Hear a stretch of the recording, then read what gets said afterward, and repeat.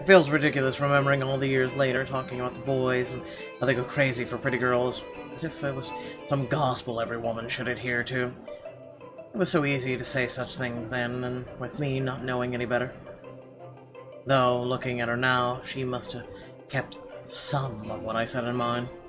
Perhaps I did something, or say something, good at the time, even for her to take to heart. But all it didn't matter in the moment, as I mull over what she just said in my head. What Becky told me is different from what Mary Ann told me. There's no time to ponder over that, however, as a hush descends on the once lively crowd. Music, strings, and chatter slows to a grinding halt as the door from the foyer opens. The last of the latecomers should have arrived moments ago, and anyone else this late would simply be too embarrassed to show their face. So, this can only be one person, or rather, one man. There's only one man who is audacious enough to arrive at his own party so late. Good evening, ladies and gents. Enjoying the party? No. I hope I'm not too late in welcoming you all to the right mansion. Unlike who was raised in the spotlight, simply grew used to its presence, he sought to doubt every chance he could, even when there were no spotlight that showed. And I'll never put it against him when he smiles like that. He did so quite brilliantly under the scrutiny when he channels his showmanship. You can tell by the way people's eyes light up as he speaks. They listen, enraptured, even if all he's doing is a simple greeting. A little wave of his hand here, a little smile there, a little swagger. God, I hate that word. I always tell him that if he's not to be a businessman, he'll do it well as an entertainer. I love this side of him, especially when he looks at me and he beckons me over to humbly share his place.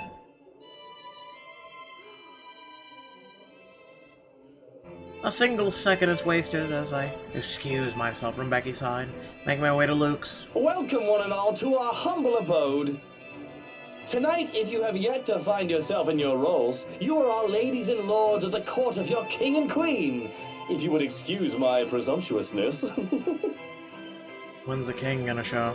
So, enjoy the feast that has been laid out for your senses as we only allowed the best to be served.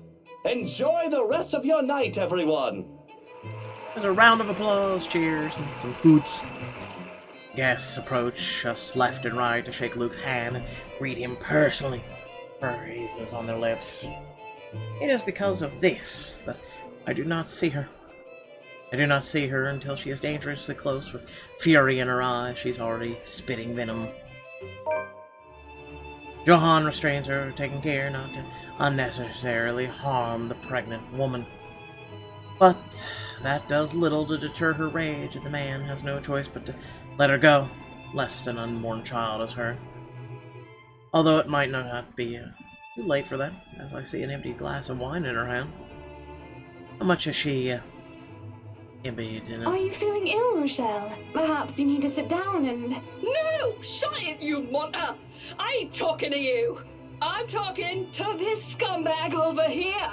You bloody bastard standing there with your smarmy smile! She interrupts me, jabbing her finger in my direction before she rounds on Luke. Even as whispers and murmurs break out among the guests, all I can focus on is the heat of the moment. Obviously intoxicated, judging by the smell of alcohol on her breath. I'm not ticked off about this little display of hers, at least not yet.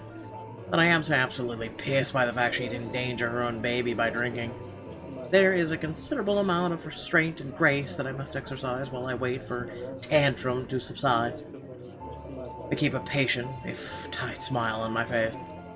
Luke's expression, on the other hand, is indecipherable.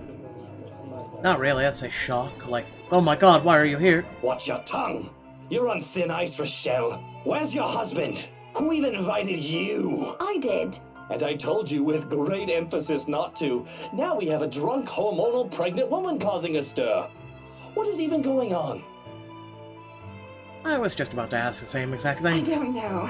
But Rochelle, do calm down before you hurt yourself. I can't understand a word you're saying. Where is that husband of yours? Lee! Collect your wife right now! Sorry, sir. I was over here getting a cough drop. Don't you fucking talk like I'm not here and you're not responsible, you ass! You told me that I should wait for you in the gardens.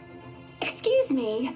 What is this nonsense you're going on about? Crazy talk. That's all it is. Just completely and utterly mad. Has anyone seen the Chief Inspector? I am pregnant with your little bastard. You promised me you'll take responsibility. God damn it, Luke. I finally got you to talk to me after months of silence, and you do this to me. What? What? What do you mean you're pregnant with? Luke, is this true? Lies and slander, woman! Security! Johannes, take her out of here before she makes an even bigger fool of herself! No, you do not do this to me. Lily, he already did do this to you, so... I mean... I was so ready to leave my stupid oaf of a husband. I told you to leave that damn wife of yours. Look at her. Does she look like she wants a baby? Does she look like she could take care of a baby?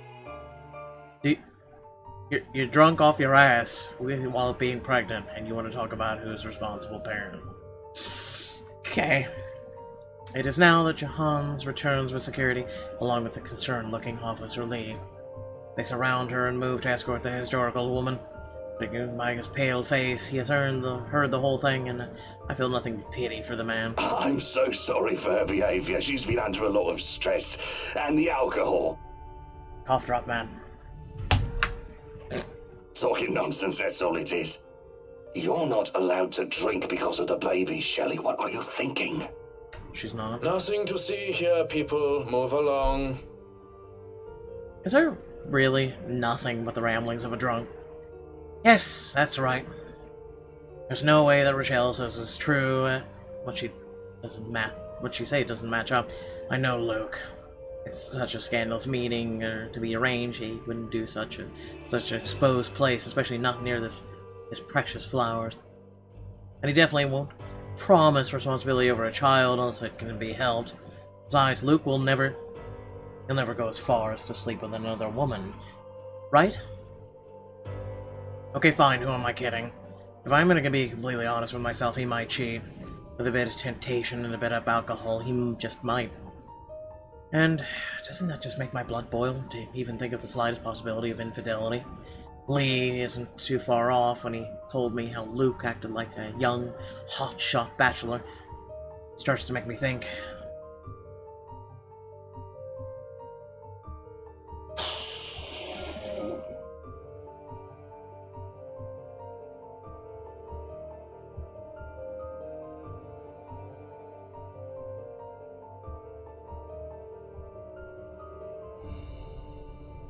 I mean, everybody wants your happy ending. I've been in this place. I'm willing to forgive and forget. Once. Past that? Nope. So this is his first time that we know of. Becky's words are still fresh in my mind, and I can't help but think that the girl, plucky woman that she is, has a point. If I love Luke, I'll have to fight for him, don't I? So far, I've been doing nothing and sitting on my behind, hoping it'll fix itself. This whole mess definitely isn't going to fix itself. How dare that woman try to drag our name and our relationship through the mud with her lies. And at my own party, determination fires me up as I take a step forward into the middle of the fray. All the while, she has been screaming. A signal for security to stop, and I can already feel the glower on my face, and as I stare into hers, she wilts as soon as she sees me. She starts to grow anxious, and her protests die down. I can see her haughty, angry expression turning into a horrified realization. Rightfully so. She should be scared. What is the thing they say again? Never wake a sleeping dragon. They often think that Luke is the one in charge, that he's the one to be feared and appeased. They think me only as a pretty wife. They forget that I am just as capable, just as worthy of respect. I invite you, my friend, into my house on a day of merriment, and you insult my name and accuse my husband of infidelity. What have I ever done to make you treat us with such disrespect? You are no longer welcome in any of our estates, our properties, and our businesses. and we will no longer patronize yours. Now, escort the girl and make sure she isn't standing even an inch within our grounds. She looks devastated. Reasonable. This does make her into a pariah, doesn't it? I should feel concerned, but I can't even find an inkling of mercy within me. I don't know what her plan was. I don't know what she wanted to make out of this. The money? Luke? Doesn't matter what she wanted. You won't show your face to me ever again if you know what is good for you, Rochelle. Take her away. The tension is thick in the air, and the silence that embraces the room is so set that one can practically hear a pin drop. There are worried and almost fearful glances from some of the guests, but they know is this is well within my right. She is the one who started this whole dilemma. It just so happens that I'm the one ending it. As long as everyone holds their tongue and doesn't interfere, none of the consequences matter to me. Especially when my darling looks at me with a different shine in his eyes. It almost seems as if he's proud of what I've done. That spurs me on more than anything. Nonetheless, I still act upset because this does not change what just happened. He still has a lot to answer. Because even if the woman is lying, there is always an inkling of truth in every lie. So when I turn on him to say that the shock he displays brings me gratification is an understatement. Of course, there's no reason to make a husband and wife spat in public spectacle. Some privacy will generate the least number of headaches and complications. Everyone is still far too busy in the ballroom, and most of the staff are still in the kitchen. A sharp glance at anyone who will go through the doors as is all it takes to make them retreat. And the most private we get, without me dragging Luke all the way to our bedroom, is the foyer. And you. We are going to talk about this, Lucille Mitchell-Wright. Nice name, Lucy. Not now, but we will talk about this. Right! I swear that is not my child, no matter what that woman says! Thank you, Dusty. Hannah, darling, you believe me, don't you? I believe that it isn't your child. But you never said that you did not cheat on me with her. We'll have a talk about that tomorrow. What for? What other things? About us, Luke. This isn't right, this doubting each other and not talking. That's why we'll talk. If anyone needs me, I'll be in our room. I'm in no mood to be talking with anyone about anything, especially nosy baggers who have no business with any of it. Should I be worried? Scared? I mean, hell hath no fury like a lover scorned, especially a woman. And you have a penis. She might have a knife. I don't know what to tell you, man. R.I.P. Because you know threats do not work with me, Hannah. Brah. None of those. You should know I'm not your enemy, Luke. I need rest. That's all. Of course, you must be so tired. You've earned some peace. I'll take over the party from here.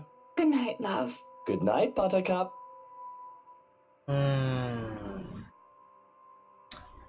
Don't make me regret this. Sometimes I forget that leaving Luke to handle a party is a horrible idea. Because come morning, the dining hall is a mess with few of his drunk buddies sleeping about. At least a dozen men and women scattered about sleeping like they're in an alcohol-induced coma. If an officer leaves, they're sleeping off the effects and still clutching a bottle of 1998 Jamila. No doubt Luke has served some of his stores in absinthe. Judging by the faint, burnt smell, they had set fire to the latter too. Nuit Bohemian. There is only so much I can tolerate, as we have Johannes retrieve every single one and get them a cab. They are everywhere. At the table, on it, underneath, or some are even in the kitchen. Nap time is over, Kinder. Time to go. Oh, my dear. Does this piss our valet, though he is still a man of silent fury? Although it is a little treat to hear him utter curses in German from the other room. Heimler! Imagine Luke will be amused as well. If it isn't his guests that are being thrown out. Instead, he's brooding in a seat, rolling a stalk of daffodil in between his fingers. He's energetic, and you aren't drunk. That, or you are getting better with handling your hangovers without your dog hairs. Should I be looking out the window to see if the sky has turned red and if pigs have started to fly? I am unfortunately completely sober, Hannah. And how does it feel not being hungover? Still miserable. It'll get better. Or so they say. You wanted to talk about something? You know, for once, I wish you were hungover. No. He needs to have this hit him. Maybe this isn't the best time for this talk. No, please. I do not like loose ends. And this is a bloody ugly loose end. Then, first things first, I want you to be honest with me. Just between the two of us. Without others to impress. Without people listening in. Just you and me. Did you or did you not sleep with Rochelle and got her pregnant? I didn't get her pregnant. But you slept with her. But the thought of having a child with her? Can you just imagine it? But you slept with her. Or rather, don't. I can already see it. It'll look like that ruddy pig boy from that Young Wizard book. I don't care about once upon a time. What I'm asking is if you were with her the other night during my party. Him not showing up in most of the gatherings I've hosted in the past is nothing new. Of course, the one I've had in the last week is no different. It's merely another thing I've gotten used to between us after things turned sour. But after Rochelle's outburst last night, I won't deny feeling the disappointment, the betrayal. What's done is done, however, though at the very least I still want to hear the truth from him. She made me meet with her the night of your party, but I swear, I only agreed to go so that I could tell her I wasn't having none of it. None of what? It isn't my baby. I don't even think it's Lee's. Poor bloke. I mean, I probably slept with her once. At least twice. We were probably incredibly drunk, but that would have been a long time ago before she was preggo. Are you sure, Luke? You're not making anything up or leaving anything out? Of course not. I swear it on my mother's grave. It was probably once. Bitch, please. He swears it, he says, as he hands me the flower with such tenderness. And I believe him. Well, if that's all you wanted to talk about, you shouldn't have made me worry. For the sake of my sanity and for the sake of our marriage, I'll pretend that you never said any of that. Are you sure you aren't drunk now? Haven't had a single drop and hating it. Would you like something to drink? Because I'm not done. I have something else to tell you. No thanks, maybe I will after this little talk you wanted to have. I already told you, and you already said you believe me that the brat isn't my child. I already spilled that I might have had drunken sex with her once, and you wish to wipe that off your memory. So do we have anything else to talk about, because have at it. Bro, your attitude is shit, and you need an ass whooping, is what you need. You need a literal, like, her to just beat the shit out of you, or another grown man. I volunteer as tribute! I'm all ears. You're pretty miffed for someone who just admitted to his wife that he's cheated. And you're stalling. I can tell that incident has you shaken up. Yep. Inch from your death. An inch away from it. So why don't you just spit it out and get this all over with? I'm pregnant. What? Come again? No, thank you. You heard me. You've got to be kidding, right? This must be some kind of joke. Are you taking the piss at me? Because, woman, I don't need a second fake pregnancy. Instead of answering, however, I stay silent, let the matter of the fact sink into his head. His face heats up for a moment before he goes pale, raises a hand in the hopes of asking for a drink, but the morning staff are still busy evicting the last of the inebriated companions. And he doesn't even bother to bark out orders as if he's lost his very voice. Actually, he looks like he's on the verge of hyperventilating. Good, maybe he'll die. This is hard. I need some air. How long have you been? 3 months. And they're twins. Although we don't know yet if they're a boy or a girl or both. Yeah, this guy deserves twins about as much as I fucking... I don't know. I don't even know how to... Good God! Twins! As much as I needed a second penis. There, we'll go with that. I'm going to be a father to two tiny, tiny, tiny babies. Breathe, Luke. Breathe. You are a child, man. Goodness, Luke, I'm the one who's pregnant here, not you. No, don't touch me! Stay away! Oh.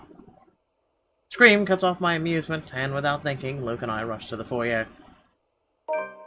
There stands a crazed-looking chief inspector, thrashing about as he tries to make it up the stairs while Johannes holds him back. What is going on here? Und tschüss. All the Schweinehunde must leave, including you, Chef Inspector. This one is very problematic and will not leave. No, you Shite. can't make me leave! I need to stay here for her! I need to help her! Help who? Oh, Rochelle? She's probably already at home, dearie. Or she might have already gone and skipped town. Who knows? Oh, for the love of... There's no point talking logic in him. Lee, go home. You're drunk. Can't you hear her crying? She was crying, just weeping and in so much pain last night. I couldn't help her. Drunk, sobbing bastard that I am. But my help. She needs my help. Tell your fucking stupid lapdog to let go of me, Luke! Or I'm gonna knock him down and I'm gonna knock the two of you down too! I mean, I'd love to watch, but continue. Language! I've already dealt with your wife, so don't make me deal with you, Lee. Or I swear I'll... Hannah, enough. Don't stress yourself over him. It'll be bad for the twins. So go back to your breakfast and let me handle this, okay? Oh my god, he's being a man for once. Holy shit. Are you sure? Why wouldn't I be? Now, go ahead and do something less stressful. Go ahead and do nothing.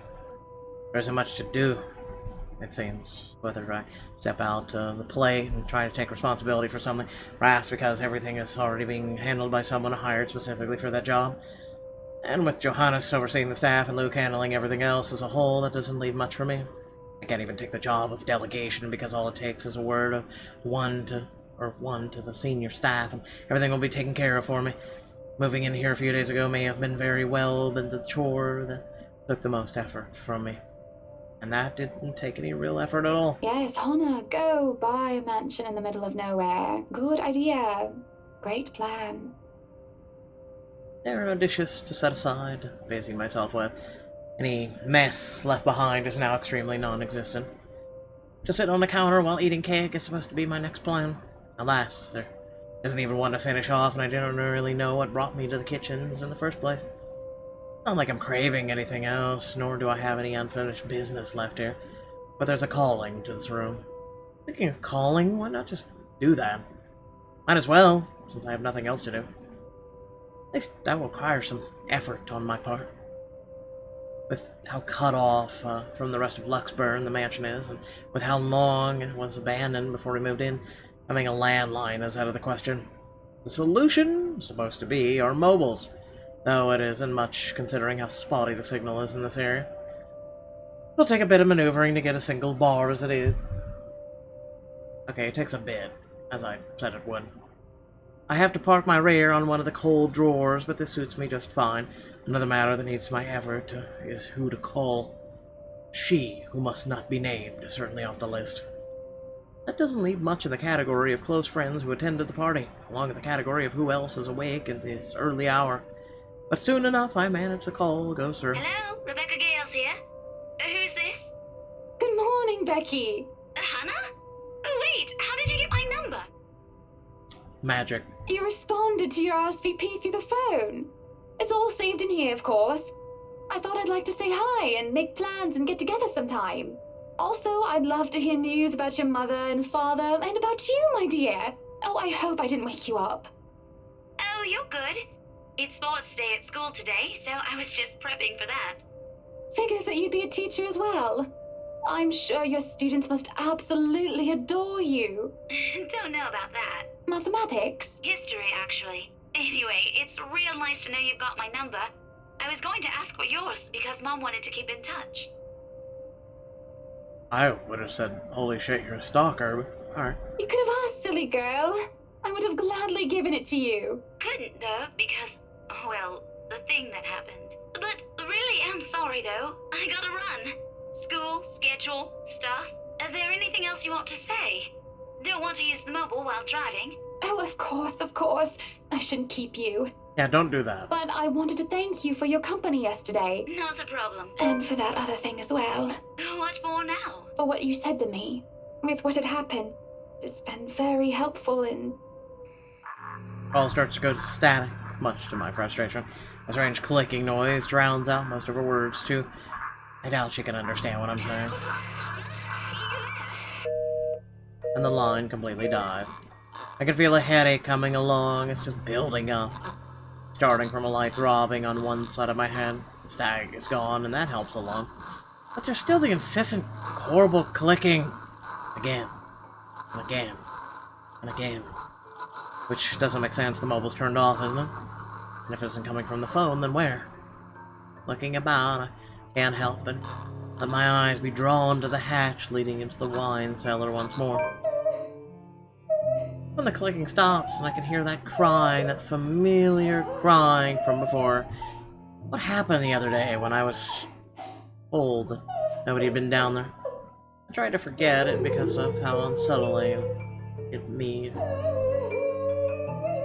One can hardly do that when I'm looking at the very thing I'm trying to forget.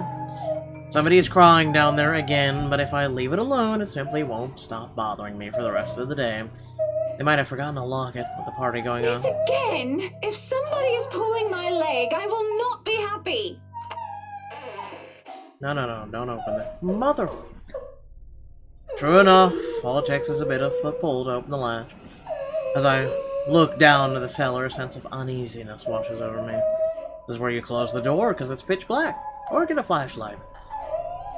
It isn't just a sudden onset of vertigo and nausea, but also the darkness. It's suffocating. As I look down, it feels like it's looking back at me. I worry that something will suddenly pull me into the deep. The cries drown beneath the shrieks that start echoing in my head, high and shrill like nails being dragged across the chalkboard. They're all screaming, shouting at me. I can just feel her rage. Help me. She wants to drown me, drag me down, and crush me in the very depths of darkness until there's nothing left of me. The deep abyss awaits me. For my death. They're all calling for it. This is a nightmare. There's a rope around my neck and I can feel the rest of me being torn apart. And they're still screaming, screaming. Though it's not my voice that escapes my lips. It's claws through, climbing up, forcing its way up my throat like putrid bile. I choke and gag, yet I scream and shriek all the same time. I'm me, but not me.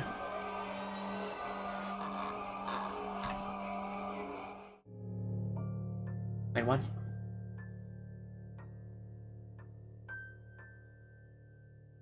Mommy? Pushes me down. I was trying to do quick reflexes, okay? I didn't think it would, like, just cancel it. I'm assuming. It pushes me down to my knees before I'm prone and vulnerable on my stomach.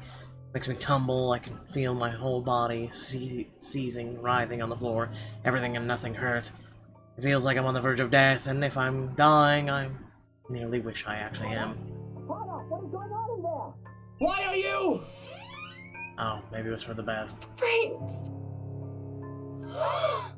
Seeing Luke, something snaps back, and I am able to take a gasp of air on my own volition for the first time in what feels like centuries. I would have rejoiced and cried for his name if the pain still doesn't rack my body. Instead, all I can do is stare listlessly as he comes to my side and lifts me up, cradling me in his arms. He tries to get me to my feet, perhaps, to take me out of here. But all he's able to do is get me to sit and make sure I'm not thrashing on the floor. I can still feel my muscles spasm, limbs jerking like puppets on a string. Luke holds me tight and keeps me still so that I do not hurt myself anymore.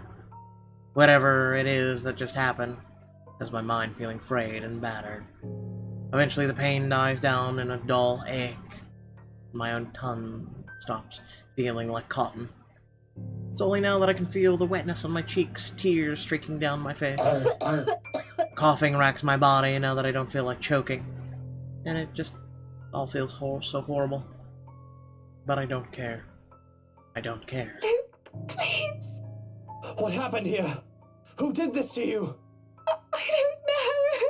I'm so sorry. Shh, it's all right. You're safe now, Hana.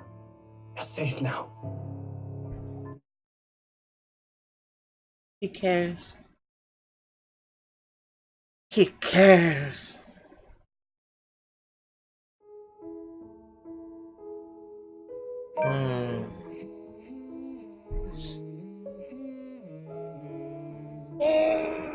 It's 11.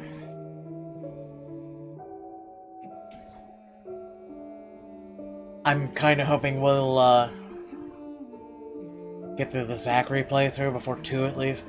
If not, we are all doomed. The pleasant aroma hits me before I cross the threshold. Okay. Again, he's not a bad guy. Hopefully, I mean, okay, real quick, before we move on to the Zachary part. Hopefully he grows up. Like, sometimes having a child will change a man. To make them more grown up. Kinda like sometimes a woman... Basically God, but I'm still here! Do you really believe your own hype that much? I am the hype! So, thank you, Black Mage, for rating as well as hosting. Welcome, welcome, everybody. We're having a quick discussion before we dive into the Zachary part of this. Which hopefully will be less than 2 hours. Anyway. Well, 3 hours at the very most, but anyway. Gotta let my cat out here in a minute, because she's meowing. So hopefully, he grows up. Like I said, it's kind of like a woman. There's some women who will run away. Oh my god, here's a kid. I gotta run, bye. And then there's some people who will, you know, be a parent. I'm hoping he grows up to be a parent because he's supposed to be a grown-ass man. But, anyway, let me let out my cat and then we'll begin the Zachary part, so hold on just a moment. Let me go forth out of my room. Oh no, bye-bye. I said get the hell out of me, what?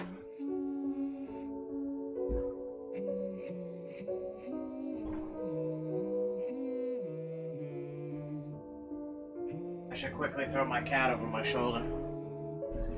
Be like a Linity. You have a new cat? No, it's a cat I've always had for like... Let me think here. 9 years? Sorry, everyone, for my short stream. Are you just not feeling good? I hope you have a good stream, Loki. I'm heading back. Alright, Black Mage. Sorry that you're feeling bad, man. Hopefully you feel better. And, yeah. Hopefully all of you will enjoy this. I don't know if you guys know about it. We're 2 parts in. We did playthrough of Isabella. We just did the Hannah playthrough, and we're about to begin the Zachary one. Which, hold on real quick. Let's check this. How's the relationship with everybody? So Luke's plus. We have no negatives. Marianne's higher than normal. Okay. Rebecca went down. Marianne is normal. It was lower before, now it's a little higher. And Ashton is all the way through the roof. Now we'll be playing a Zachary. This humming, seriously! Hold on, there's a branching tree? Oh. No, I don't want to spoil it. Save. Okay. Let us begin this journey, shall we? Let me plug this in real quick and then let us begin. But welcome everyone from Black Mage's stream. It's a horror visual novel in case you don't know anything about it. It has its spooky moments, but... Moving on. A pleasant aroma hits me long before I cross the threshold. Faint but light and warm, a reminder of what home is. Pa's stern but commanding gaze, Ma's tender smiles, the sunlight filtering through the eaves in the morning, and the distant smell of cinnamon and vanilla as it drifts through the air every time something cooks from the room. The room, our room, Ma and Pa's pride and joy. My sister and I, too, eventually. But we aren't allowed there. Not yet. Not until we're taller nor older. Not until we've learned how to take care of ourselves. Not burn our hands or reach the cupboards without having to be lifted. But a little peek wouldn't hurt, yeah? The floorboards are cold under my feet, more than it usually is. The walls more foreboding than what I'm used to. Farther and farther the room goes. Ma's singing ceases and Pa... No, please wait. I'll be good. I'll sleep on time. Don't go. I can't hear Pa. Not above the raucous clanging and deafening roar of gunshots, or the screams replacing the comforting soft melodies. There is the only blinding fear. When my foot slips, the red sea that catches me is a bitter frigid, but the blood that drips in my hand is warm, warm, warm. It ain't my blood. The walls tumble and everything goes quiet. Takes a few moments for everything to fall into place, for my eyes to adjust to the relative darkness of the room. Despite the pleasant chill the AC brings, my shirt is clinging tightly to me and my blanket tangled mess around my throat. Morning has not even arrived, and yet... Way too early for this thing, man. And too long. Too long since the last I've woken up drenched in my own sweat, head littered with the thoughts that are gone as soon as my eyes open. All too often, only imprints and brief images are left to haunt me for the rest of my day, or until my mind forgets about it. Egad, whichever comes first. Yet, vivid or not, what little I remember does not matter. Regardless, the desperation sticks, clawing up, pushing, urging me to relive every moment, every sensation, and... There's a twinkle in Ma's eye when she looks up from her work, flour dusting her nose and cheeks. The scent of freshly baked bread wafts from the oven as soon as Pa opens it, and the homely fragrance of honey fills the room. He reaches up to wipe the small beads of sweat away from his forehead before gesturing for me to come closer the moment he spots me on my little hiding place behind the door. I expect him to be angry, but his pat on my back when I come within his arm's reach is encouraging enough. We'll have to taste these first before we put it up for sale tomorrow. You up for it, little man? Is it good enough? A knock cuts through the air before I can answer. Sharp, heavy, demanding, familiar. So distantly familiar. Ma ushers me out of the kitchen when Pa moves to answer it. But I know what waits outside. The taste of blood in my mouth sends an unpleasant churning in my gut. Ma's apron crinkles under my tight grip. Something snaps back into place. My bed remains in an utter disarray. The walls still need a new paint job, and the wall, the clock ticking opposite my bed, is as unsettling as ever. Ash is right. I should have already replaced that when I had the chance. You're no longer there, Zachary. Here and there are miles apart. Calm down. Breathe. The pressure of my own fingers against my temple is a welcome sensation over the anxiety gripping me. It never really did anything to stave off the headache, sure to follow after this before, but it grounds me. Little reminder that I am safe away from the place I once called home from Ma and Pa's. The urgency with each rap that follows finally chases away the ghosts threatening to hang around. Why anyone thinks it's a good idea to knock at someone else's door this late confuses me. Nana would chase them away with a broom if she was here. But no matter, it's a welcoming break from the thoughts about to take a morbid turn if left festering. Probably just Ash anyway, looking for a place to crash. Looking for a place to crash. Wonder of wonders why he's bothering with the courtesy when he never did so before. Even with the hunch, though, habit compels me to check out who first is through the peephole. Better safe than sorry, they say. Except the person that greets me on the other side ain't him. Unless his hair grew longer overnight and he started wearing a ponytail, of course, which I highly doubt will happen anytime soon, no matter how funny that looks in my head. Waste no time opening the latches. Isabella, it's late. Achievement unlocked a safe haven. There's something I can't quite pinpoint in her eyes when she looks up. Her face a pallid shade, shoulders tense, heavy breathing, and an uncontrollable shaking in her hand she's trying to hold back. Hide. I didn't know any better. Hey, Zach. Sorry, I know it's weird for me to show up at this hour, but you were the closest to my office, and... No. It's perfectly fine. I'm not really working on anything right now. Do you want to come in? Is it all right? I know you should be sleeping at this hour, but I thought... Then why did you knock? I'm sorry, I just thought... I have no idea why I went here. My feet just moved on their own after I got out of the office, and sorry. She trails off, her voice lost in the muggy night air. I wait for her to say more, but instead her only response is a downward shift of her gaze back to her still trembling hands, as if the motion alone is enough of an explanation. A minuscule gesture. Easy to miss if one is not paying attention. But for someone who has seen the same expression in the mirrors and done the same thing too many times when night tears are inevitable, it is not. Hey, don't worry about it. At least you not. Ash just barges in and crashes on the couch whenever he feels like it. I swear that guy is one fine hairline away from being a criminal. Without waiting for her answer, I step away from the door and saunter over the kitchenette.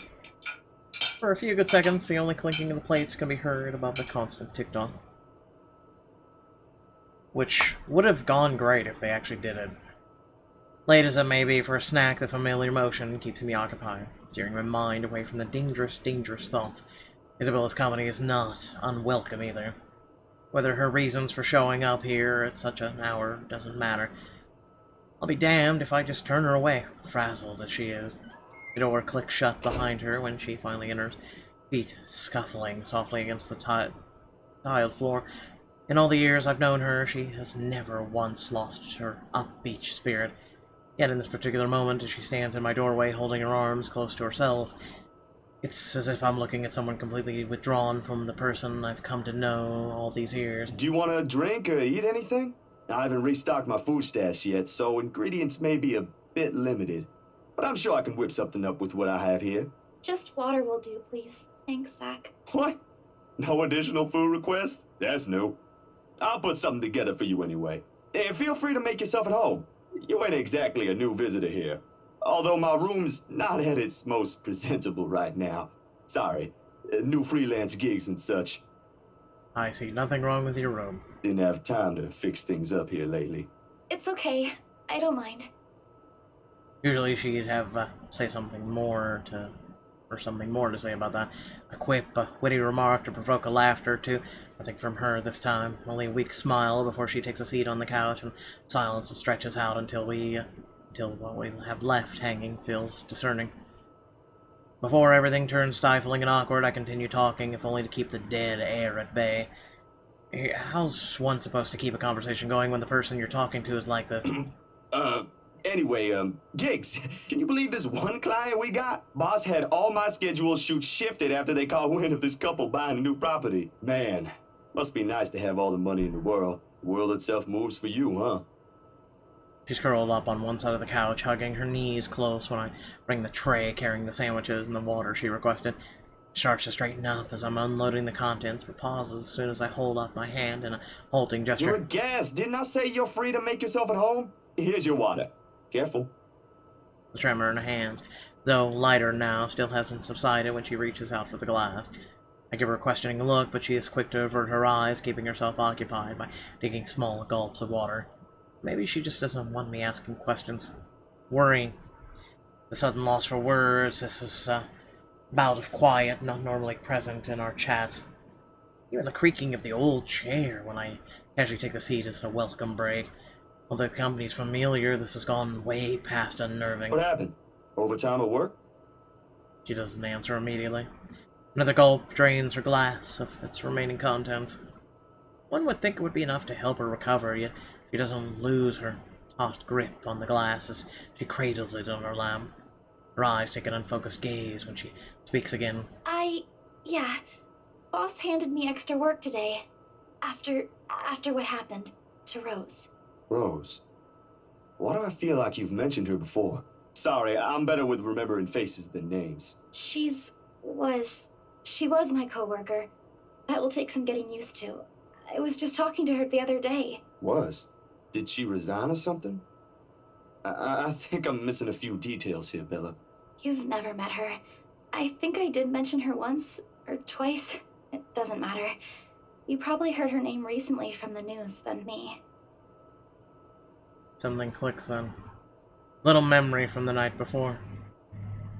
The bright red light from the dark room, the strong odor of the stock bath, the television's barely audible murmur in the background, and a glimpse of a bloody room. The news is everywhere, even in the morning that follows. I just didn't think it's a fact will strike someone this close to me. Oh. Damn. I didn't mean to bring that up. No, like I said, it'll take some getting used to, but it'll get better. I hope it will. Things might become a little busier for me, though. She left a lot of things unfinished. And I'm one of the few people in the office who knows how she works. Boss thinks the transition will be easier if I handle it. That explains it. Well, just don't forget you still need rest. Even the most hardworking people I know don't keep hours as late as this. Hell, the subway stopped running hours ago. Crime rate might be lower here than most places, but that doesn't mean you can walk around freely in the middle of the night. It's just for today. Still a good thing you dropped by here first. I'm not just about to let you walk out here alone, especially not in the middle of the night. Who knows what else could happen? I'm not saying you should go right now, but I could accompany you home if you... No! Wait, please!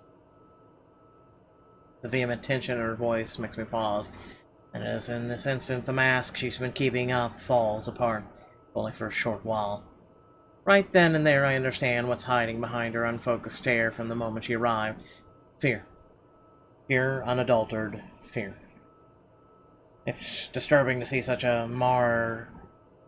marring her usual upbeat, content countenance.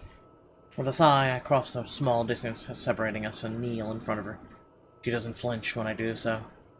However, the way she appears to make herself smaller against the couch is telling enough. Bella, this ain't just about your coworker, is it? What is it really about? The sound of glass shattering rents through the air as soon as her hold on it loosens. In the span of a few seconds, her breathing grows labored. I don't know anymore. She claps her hands over her ears, pressing tightly against the sides of her head. Her voice grows weaker with each word, each plea coming out of her mouth. Please don't leave me alone. I don't want to be alone right now. I can't shake it off. Everywhere's not safe and... Hide, Isabella. Look at me. My hands are firm on her shoulder when I pull her up to look at me.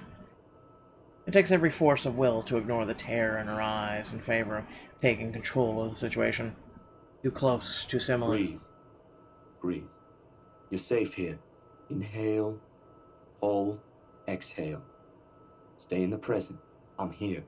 No one's gonna hurt you. Do you want to talk about it? The force with which she shakes her head is enough to reason to drop the topic altogether. No more. Please. No more. I don't want to remember anymore. Kate, no more talking. I won't ask any more. Can I get you anything? Another glass of water? I think I have a tub of that pistachio ice cream you love so much. We're gonna have to clean this mess first. Will you be fine on your own for a little while? She nods lightly before retreating into herself again. No more words are exchanged after that. I take that as my cue to start cleaning the shower that's littering the floor before either one of us can get hurt. The quiet hum of the AC is a pleasant distraction as I go over the menial task. More so than her ragged draws of breath or my little feeble attempts to tell a quick story or two. But the latter does the trick. Soon enough she's already drifted off by the time I return with the promised glass of water. Her chest rising and falling in a steady rhythm, and the strain on her shoulders gone. Frankly, I've never seen her this still. She mumbles something I don't quite catch when I carried her to the empty bed, and hugs herself tighter against the mess of blankets. In spite of the fact she's already relaxed, a small frown on her face hasn't quite disappeared. Whatever happened to her won't be leaving her anytime soon. But for her sake, I hope it won't stay long with her. There's still questions left to be answered. But the late hour, coupled with the sudden exhaustion, made my old couch a more comfortable bed than it typically is. Darkness immediately welcomes me as soon as my head hits the makeshift pillow. I can only wish the dreams will keep a distance for now. For both of us.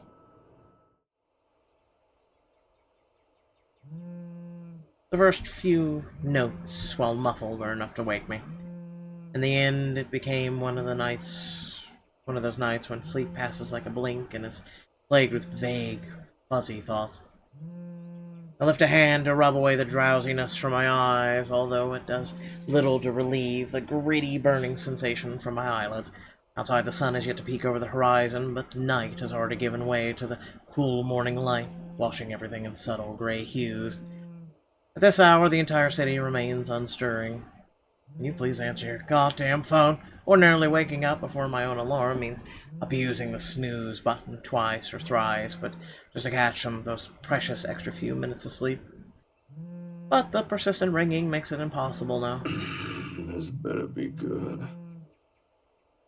Groggily, I scramble for the bag sitting at the foot of the bed. The ringing still hasn't stopped, even as I fish my phone out. Ashton's name flashes brightly on the screen when I turn it on. This is where you throw it out the window. Must be pretty urgent if he hasn't dropped the call yet. Took you long enough, Z-Man. I'm just gonna hang up now. Bye! Ashton, it's 6 in the morning. The sun hasn't even risen. Hell, my brain ain't even awake yet. Stop calling me Z-Man. It's 20 past 6, Zach. You want to talk? And? Give me back my 5 extra minutes, Ash. I want my sleep. Hey, don't make fun of me. I can be a more person too if I want to. No, you can't. What's this all really about? You don't usually make calls around this hour. Is the world ending today? I'm not even a morning person. Sorry about that. Becca rang me up a few minutes ago looking for Isabella. Said she didn't show up in her own apartment last night. We both tried calling, but her phone seems to be off. Do you have any idea where... I should have known you two would come looking for her first thing in the morning. Not a laughing matter, Zach. You can't really let your guard down with everything that's happened here recently. You've heard about the Cooper woman from the news. Everyone in the precinct has been restless ever since the incident the other day. Yeah, I get what you mean. Listen, Ash, about Bella. I let my voice trail off, unsure how to go about recounting last night. If I should even say anything to him. He might be a close friend, but at the end of the day, whatever's bothering her ain't mine to speak of in the first place. On the bed, Isabella remains as still as when I transferred her the night before. Sometime during her sleep, she pulls up a blanket over herself and tucked her into it comfortably. Like this, it's easy to forget the horror in her eyes or how much her hands and lips trembled. Save for her firm grip on the edge of the cover, she appears nearly as normal as she would any other day. Almost. I'm not really sure how to go about this while being... Zach, what about her? Something, the worry, the concern, must have surfaced in my tone, because his own shifts then. Carefully, as if he's preparing for the worst. Look, you don't have to worry about her. She's with me right now. Since last night, in fact. Oh, why didn't you just say so earlier? She kind of knocked in the middle of the night. I couldn't possibly wake you two over that. And with how things are when she arrived, I thought it'd be best if I let her rest first. I just wasn't expecting people would be looking for her before the rooster even crows. You could have at least called her something. Becca's beside herself with worry when she found out. You know how much she frets about the smallest stuff. I know. I'm sorry. That was a lapse on my part. And I just didn't think... You were already being a good friend and letting her in your house. Okay, you know what? Rebecca's worries ain't completely baseless. Isabella hasn't been her usual self since the movie. Maybe even before that. I don't know if I should be opening my mouth about this, but Bella didn't outright say I shouldn't, so... So something's wrong then? I'm not quite sure, to be completely honest. I couldn't get the story out of her. Really? I thought you'd learned something from me by now. That's not it. Ash, when she appeared at my doorstep last night, she was shaking, and when I tried to ask her about it, she just panicked. Had this frightened look on her face. I'd be surprised if this was the first time I've seen it, but it ain't. Dude, the first time, she was screaming. First time? When was this? You weren't talking about the thing in the movie house, are you? Because that was just us fooling around. Granted, I think I went overboard with the joke, but... No, it happened the day after. When she invited us to lunch, you weren't there. We were walking one second, and then the next, she's crying out. I'll be straight with you. That scared me shitless. It bothered him if the way he falls silent after his telling, or whatever his opinion is, stays absent from his voice when he speaks again. He's always been good with that, hiding what he thinks. Did she say anything else? Nothing. Won't tell me anything aside from a few vague words. I didn't want to push it. Where is she? Is she still sleeping? Right here with me, still sleeping. Should I wake her up or something? Let her know you guys are looking for her? No need. Let her rest. I'll drop by in a few. Today? Don't you have work at this time? I mean, I can drop her off home myself before meeting my client later. Look who's talking. My schedule's flexible, Ash. Last time I checked, you're the one who didn't have that luxury. How on earth do you think I'm able to tag along when you need me? It's not completely out of the way. They live on the other side of the town from you, Ash. Your definition of out of the way is a little screwed up, you know. It's fine. I have some things I need to do anyway. I'll call you back. I've got to let Becca know that Scared Cat's fine. Bye. He drops a call before I can even get a word in, and for several minutes after, I find myself simply listening as the rest of Luxburn rouses. What is up with people doing that, you know? Like, oh, wait! God damn it! And you just want to call them back. Increasing sound of passing traffic, the bustle of the nearby shops preparing for the day, the growing clamor of people while they go about their morning. Not the most soothing sounds to hear following a troubled night, but the routine puts me at ease, nevertheless. That's what's comforting, what's safe, what I'm used to.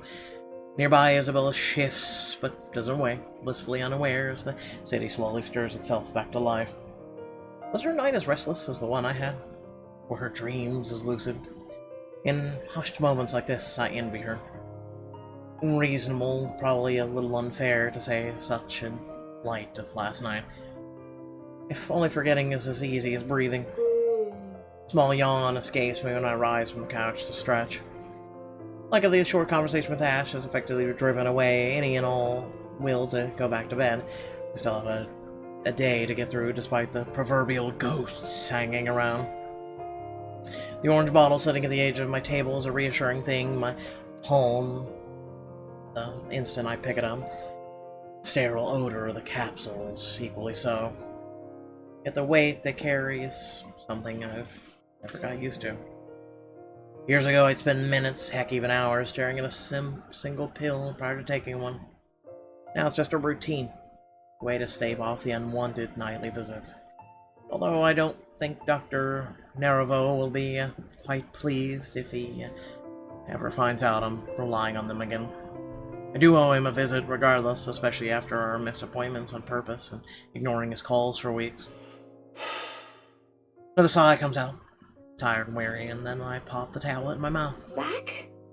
What time is it? Time for you to get up. The bottle on my hand hits the table with more force than necessary. As much as I trust my friends, there are some things I'd rather keep to myself. Morning, Bella. Did you sleep well? He answers the question with a long, drawn-out yawn, one reminiscent of a child. Chuckle manages to come out of my mouth at the sight. In this manner, it's easy to mistake her for someone too young for responsibilities, inexperienced and immature even. That she literally does look like a teenager. Easy to forget that she was thrust into the role of an adult earlier than her own dreams can afford, to overlook how surprisingly observant she can be at times. Maybe not on the same level as Ash exercises his investigations or Rebecca needs for her work, but it's certainly enough to deftly put what she sees around her on canvas.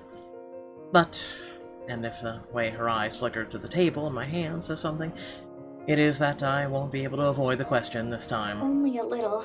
I don't remember how I ended up on the bed, though. My doing. You didn't look very comfortable sleeping on the couch, all hunched up like that. It would have been enough for something temporary. Sorry I stole your bed. Hey, it doesn't matter. Besides, what kind of gentleman would I be if I leave a lady sleeping in such uncomfortable conditions? Not in this house. My nana would give me a tough scolding if I ever did that, I'm telling you. Thanks a lot, Zach. I know I barged in at a very inconvenient time last night. I wasn't really thinking when I did, and... Hey, it's cool, Bella. I ain't mad at you. That's what friends do. You guys are welcome here anytime, although Ashton abuses the anytime part a lot. I don't really mind. We might have less wiggle room if all four of us are present, considering the size of this place. But as long as no one makes anything explode, it's totally fine. Fine or not, I still owe you one for last night's trouble, especially since you don't seem to be... A concerned expression passes over her features as she spares another cursory glance over at the table, back to the bottle, holding every small piece of what keeps the bad memories at bay. The blood blooming over Pa's heart, the horrified look on Ma's face as she watches him fall lifeless to the ground, and every ounce of spite seeping from the stranger's smile. You don't belong here. You monkeys don't belong here. It never stops, doesn't it? Well, you don't seem to be feeling well. Let me know, okay? I'll make it up to you somehow. She makes a slight gesture with her head towards the bottle, asking a question without really asking. Subtlety has never been one of her greatest assets, but right now, even Ash would be a little amazed, if not at a loss for words, at it.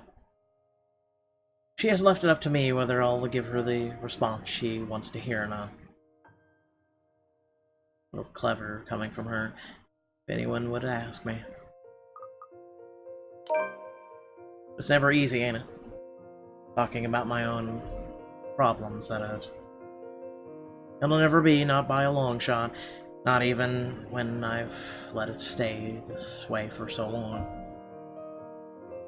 I realized that long ago, when the wounds are still fresh and the dreams are nightly occurrence, you can't force yourself to get better or move on to better things. It is what's normal now, and I can only cope. The question in her eyes may be unwarranted, born simply out of curiosity and sincere concern for a friend. I don't know her an explanation, in fact, but of all the people I keep close in my life, she's probably one of the very few who perhaps I can trust with this. Maybe she won't understand entirely, I can never hope she will. No, never to the full extent. That alone is expecting too much of her and giving too much of what I can. However, for all of her shortcomings, I know she'll hear me out. And that is all I can ask of her. My bad. I was kind of hoping you wouldn't have seen me with these. Bills rattle lightly against the container when I gently set it back into its usual place. Always a small area closest to my laptop near the right hand. Then reach whenever a quiet reminder of what I shouldn't miss every day. What? Oh, is it bad? I was just thinking that maybe it's a cold like Becca's. Do you need me to get anything from the store? Soup or something? There's one nearby, right? I can run real quick and... No, nothing of that sort. I'm perfectly healthy right now. It's really difficult to say, but... Can you promise me you'll listen at least? What is this about, Zach? I should have been upfront with you about this a long time ago. But Ashton found out without me telling him anything. But you already know how that guy is. Can't hide anything from him. If it's something you're having trouble saying, you don't have to force yourself to tell me. I'll forget I ever saw anything and won't ask questions. Promise. No, I need to get this off my chest eventually. Besides, we're already here. Might as well finish what I started, yeah? If you say so. She takes a seat on the couch, her posture easy and open, and her smile honest. As if this was just a simple talk between two friends on a regular day. It is far from one. But her unreserved air is enough to stamp down the twinge of unease that threatens to come out. Let's hear it then. And she does. True to her word, she listens while the story spills out of my mouth of Ma and Pa, that little sister, or that little old diner across the pond, and what it left in me that day. I can't recall most of it now. My own account jagged with a few missing details. Here and there, the passing years have eroded most of my recollection of the whole incident. All except for that one moment in the kitchen. The ringing of gunshots are as vivid as it sounded that day. Even Ma's hysterical screams the moment Pa's body hit the floor, motionless, his lifeblood flowing out from under him. And the gunman. He was smiling. He was smiling when Pa opened the door to welcome him. He was smiling when he put a bullet in Pa's chest and Ma's head. I've heard stories of how the world can be a cool place for people like us before. I never believed until that moment. Nan and Gran took us right after that. Sis and I flew straight to New Jersey as soon as they heard the news. A few days after, Ma and Pa were laid to rest. And we have a new home a continent away. I didn't even get the chance to take my favorite pillow with me. They said something about the change of environment will be good for us. They had no idea the different kind of ghosts would follow me here.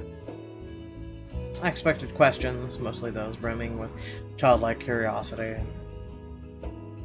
Maybe some that were a little too hard to answer.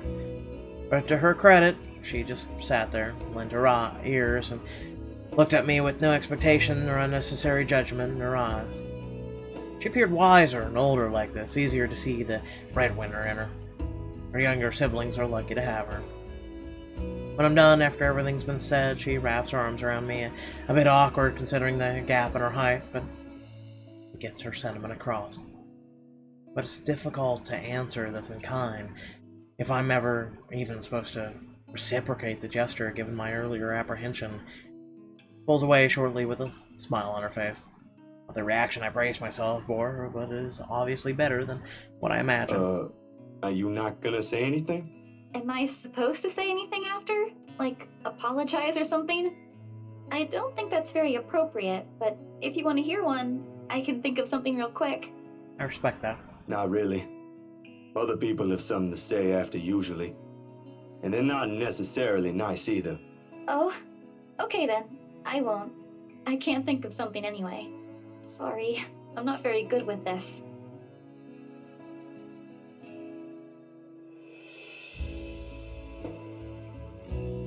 I respect that. Who else knows, by the way? My older sister, grandparents, and just Ash and you for now. Maybe I think I should tell Rebecca too, but... But not right now? Yeah, not right now. But I'm ready. Like today. I'm sure she'll be willing to hear you out once you do. I don't doubt she will. I'm more afraid of how she'll react after. One step at a time, yeah? Whew.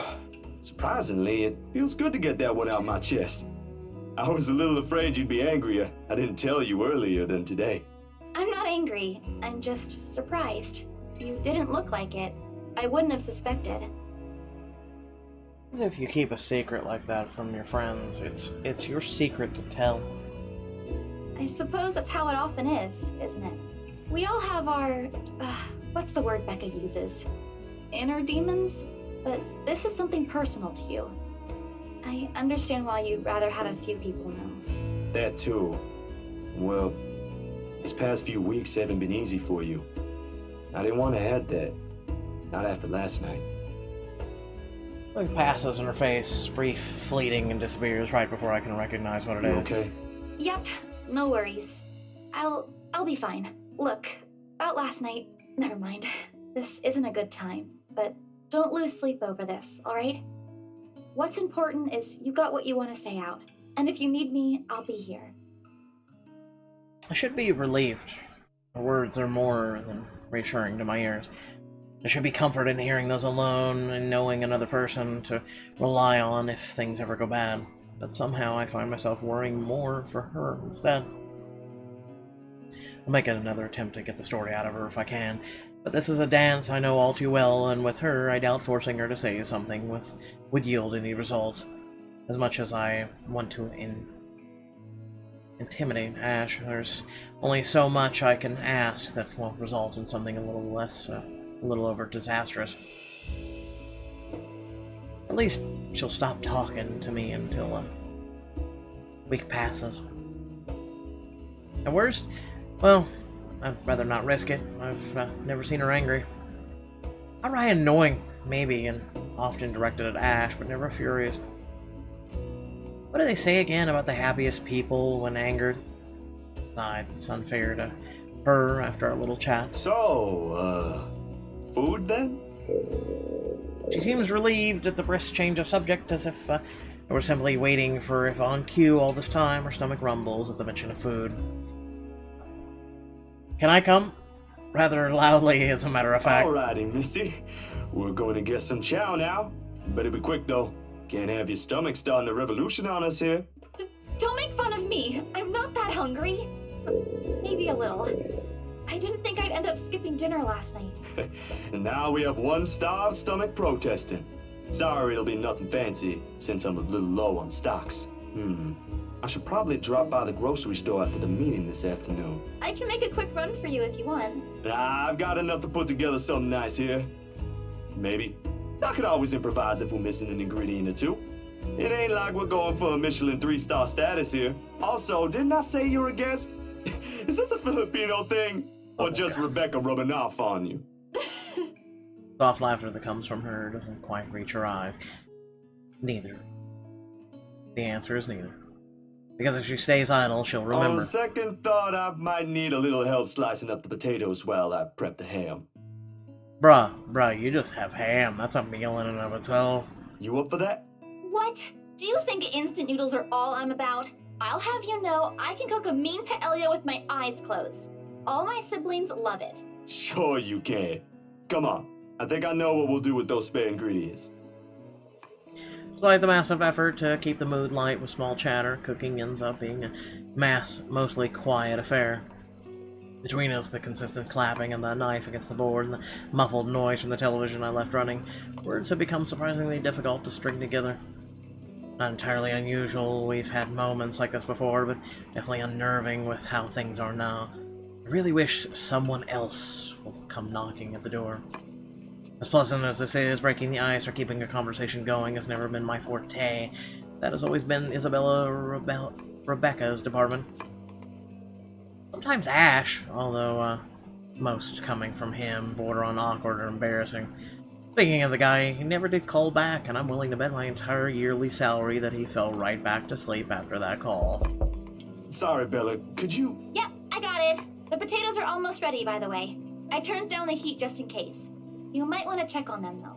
Hold on, I'll be right there. Sheesh, wait up. If you keep rapping at the door like that, you'll break it down. We're getting dressed! I mean, what? Ash. Oh, good. You're awake. Just to piss off Ash. Ash has already welcomed himself in when I take my eyes away from the oven. He's never been really keen with the notion of courtesies after he's warmed up to you, this guy.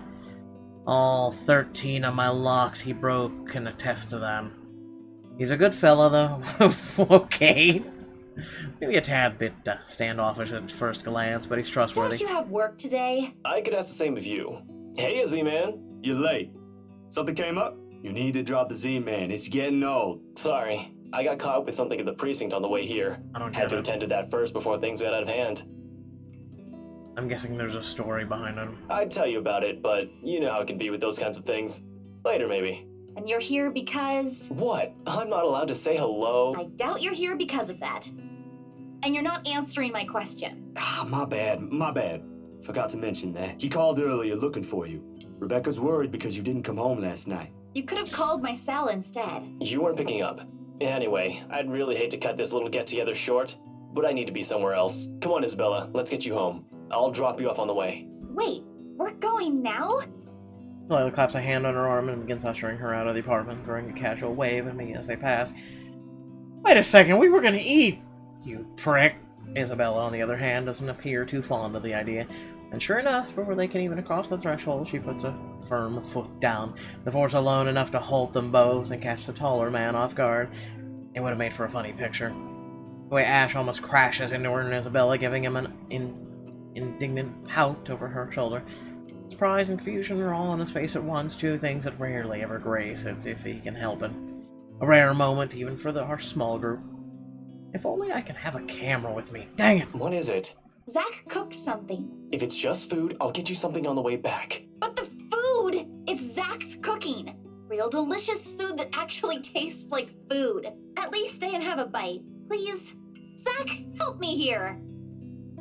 These two, whenever they are in the same room, sometimes it feels like a herding of a group of unruly kids instead of talking to two mature adults. One moment they're engaged in pleasant chit-chat, and the next they're bickering over a minor issue. Frankly, if I didn't know any better, I'd have an overactive imagination. I'd say there's something going on. Pretty much. Never mind how utterly impossible that idea is. Or it might have just be me reading too much into things like always. I can already hear Ash's laughter if I so much as suggest such. This, however, he ain't busy if he has enough time to stop by. I don't know about you two, but I think you guys should really stay. I've already made enough food for all of us. It'd be a waste. Why, I cooked up that special honey glazed ham you two keep on yapping about. Got some scalloped potatoes with onions and cheddar to go with it, too. How are these hardly any ingredients, dude? The oven timer dings. I shoot the two of them an apologetic look before sauntering over to the kitchen, mittens in hand. Why are you throwing the look? The sweet smell of the glaze and salty tang of melted cheese wafts through the air as soon as I open the door and take out the two trays inside. The scent immediately fills the entire room, and even the door and windows open. The mouth-watering aroma lingers. It appears enough that when I put the dishes down on the counter, another starved stomach protests loudly, followed by a burst of laughter. My head snaps up to the two of them, and I can't help but keep back the smile at the sight they make. Isabella's clinging to the doorframe for support, doubled over with breathless laughter. Ash is more composed of the two, trying to look unconcerned, but a flush has crept up his neck and cheeks. It's clear, though, whose stomach that came from, and Isabella's not going to let him live it down. You're in no place to reject an offer of free food, Frey. I wasn't rejecting anything. Damn it, I just missed a meal, that's all. Aw, he's flustered. Shut it! Those guys at the precinct said it was urgent. Somebody has to be responsible for it. Well, aren't you precious? Right. You know, if you keep laughing like that, you'll burst. I'm sure it won't be as bad as your stomach suddenly rumbling like a starved. Aye, kiddos, play nice. Food's gonna get cold if we keep this up. Ash, you gonna stay? Might as well, since Scaredy Cat's so hell-bent on staying. Okay, Mr. Starved. He eventually settled down after the food has been served. The chips replaced by another round of friendly chatter, mostly about what's on the news the night before. There is, however, a conscious effort to avoid mentioning what's currently on the headlines. The dead is never a good topic to talk over food and polite company. This case in particular. The wounds are too fresh and too soon. I'd likely to avoid it as well if I were in her position. Someone I personally knew passed away in a gruesome manner like that. Though perhaps the closest we got to the broaching the topic is when the infamous mansion is brought up again. But even then, we are careful, Ash and I. We keep the conversation light and avoid bringing up her late business partner. It's the least we could do. The Wrights? Yeah, they're planning to move in soon. In fact, they already have a housewarming party planned. It's why they wanted us to rush the papers. They wanted to send the invitations out as soon as possible. Oh, now I get it. Get what? Remember what I told you last night about the new clients? Vaguely? Sorry, I was a little out of it yesterday. Was it the photo shoot? Yup, it's actually for the one you sold. Something. When you put it that way, I suppose it makes sense why my boss wants me to prioritize the couple. They can have those documents rushed at just a snap of their fingers. And they're more influential than I initially thought. Man, I guess my boss is expecting a lot more from this project than I expected. Hope I can live up to it. Your photographs are more than good enough, Zach. You'd probably win an international award if you let yourself. Ma'am Hana's easy to please, too. As long as you're good at following instructions. Easier said than done. Different clients have different tastes, after all. Still, a week? I don't think that's possible. Now that you mentioned it, yeah. They wanted everything finished at the earliest. To be honest, it's not unheard of, but... But it's still weird. Still weird, yeah? We can't say fish. Flip of the tongue. Feel barely noticeable to someone who's already familiar with Ash's ways. Getting in this moment, it's impossible to miss. I shoot him a curious glance, but he ignores it, rather pointedly. I can't exactly say it's like that, where I'm just the middleman after all. As much as I want to comment on it, I only know what's on the surface, not the in and outs. It's just that BRC and my boss are more hands-on with the legal stuff this time, despite having a separate department dedicated to it. Maybe Mr. Wright helped with it too. They have their own legal team for this, don't they? Well, they should have one. Especially for a big property like this. They have, but like I said, it's off our hands. Rose and I don't handle this stuff in the office. If anything, to me, this just means I'll be able to send the rest of the funds to Papa's treatment earlier. I guess that makes a whole lot of sense. Officially off our instant noodle diet, aren't we? Ash, has anyone ever told you that you have an uncanny way of ruining the mood? What? I was just saying. A few more months of stuffing your face with those, and I'm sure you'll start to look like a noodle cup. That's a pretty picture. At least I don't live off convenience store food. Or make poor, unassuming pressure cookers explode. What? How did you... Oh, come on, Zach. Sorry, it just came up while we were cooking earlier. I'm impressed, Ashton Frey. You even made it to the news. A one-time thing. And it wasn't as big as you seem to be imagining. Oh, sure. Let's all pretend that one time you almost set my apartment on fire didn't happen too. Hey, that was an accident. You were making a salad, Ash. Can we please move on to a different topic? How do you set an apartment on fire by making a salad? What? It helps the casual talk, the harmless teasing, the mundane stories interesting enough to let the time pass unnoticed. By the time lunch ends, the shadows are no longer at the forefront of my mind. If it's the same for Isabella, for whatever troubles her, I can never tell. These things, the anxiety, the fear, they aren't easily seen, aren't easily forgotten, after all. You go on ahead. I've got a few things I need to ask Zach. I got a few things I need to ask you, too. How? I'll be downstairs in a minute. Confusion briefly flashes in her eyes as she catches the keys that he tosses her, but he doesn't give her an answer and waits for her to go ahead. How sure are you I won't be driving away with your Shirley? You don't even have a license. Do you even know how to? Papa taught me how. I'm probably a better driver than you. See you later, Zach. Thanks for the food. Always has to have the last word, don't you? You're welcome. I'll send you the recipe for the potatoes tonight. A grin is back on her face when she leaves and closes the door behind her.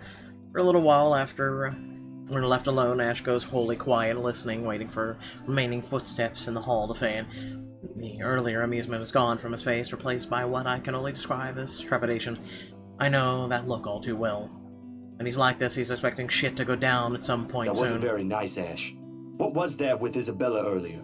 You're usually subtler with your questions. They hired you. Hired me who? Don't change the subject yet. What's really going on here? The Wrights. Luke and Hannah Wright. You said your next gig is with them. Is that what this is all about? Just be careful around them.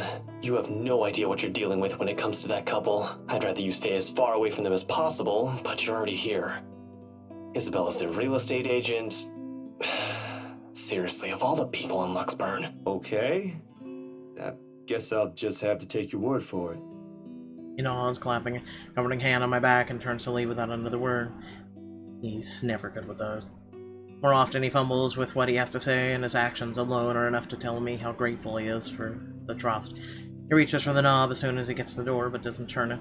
Instead, he looks back and gestures with his head towards the table. I don't need to follow his line of sight to know what he's asking about. He's likely taken notice of it the moment he entered the room. Pills. You back on those? I haven't seen you taking them in a year. Yeah, I kinda had to. It got worse after the film fest. The dreams, that is. I don't think I'll be doing that again anytime soon. Heard about that. Don't drop it, though. You don't want Becca scolding you. She actually enjoyed the movie you made, and she's hard to please. Consider that a small victory. You don't have to tell me. She already did. Rebecca and Bella both gave me an earful after I said the opposite. Promised them I wouldn't, but you can never tell. Hopefully, once I feel better, I'll be able to think about it properly. Speaking of Bella, she didn't open up to me, but maybe with you and Rebecca. Yeah, I'll try. I can't promise anything, but I'll talk to her. Thanks. That's all I'm asking. This time, when he reaches for the door, he lets it close fully behind him without glancing back.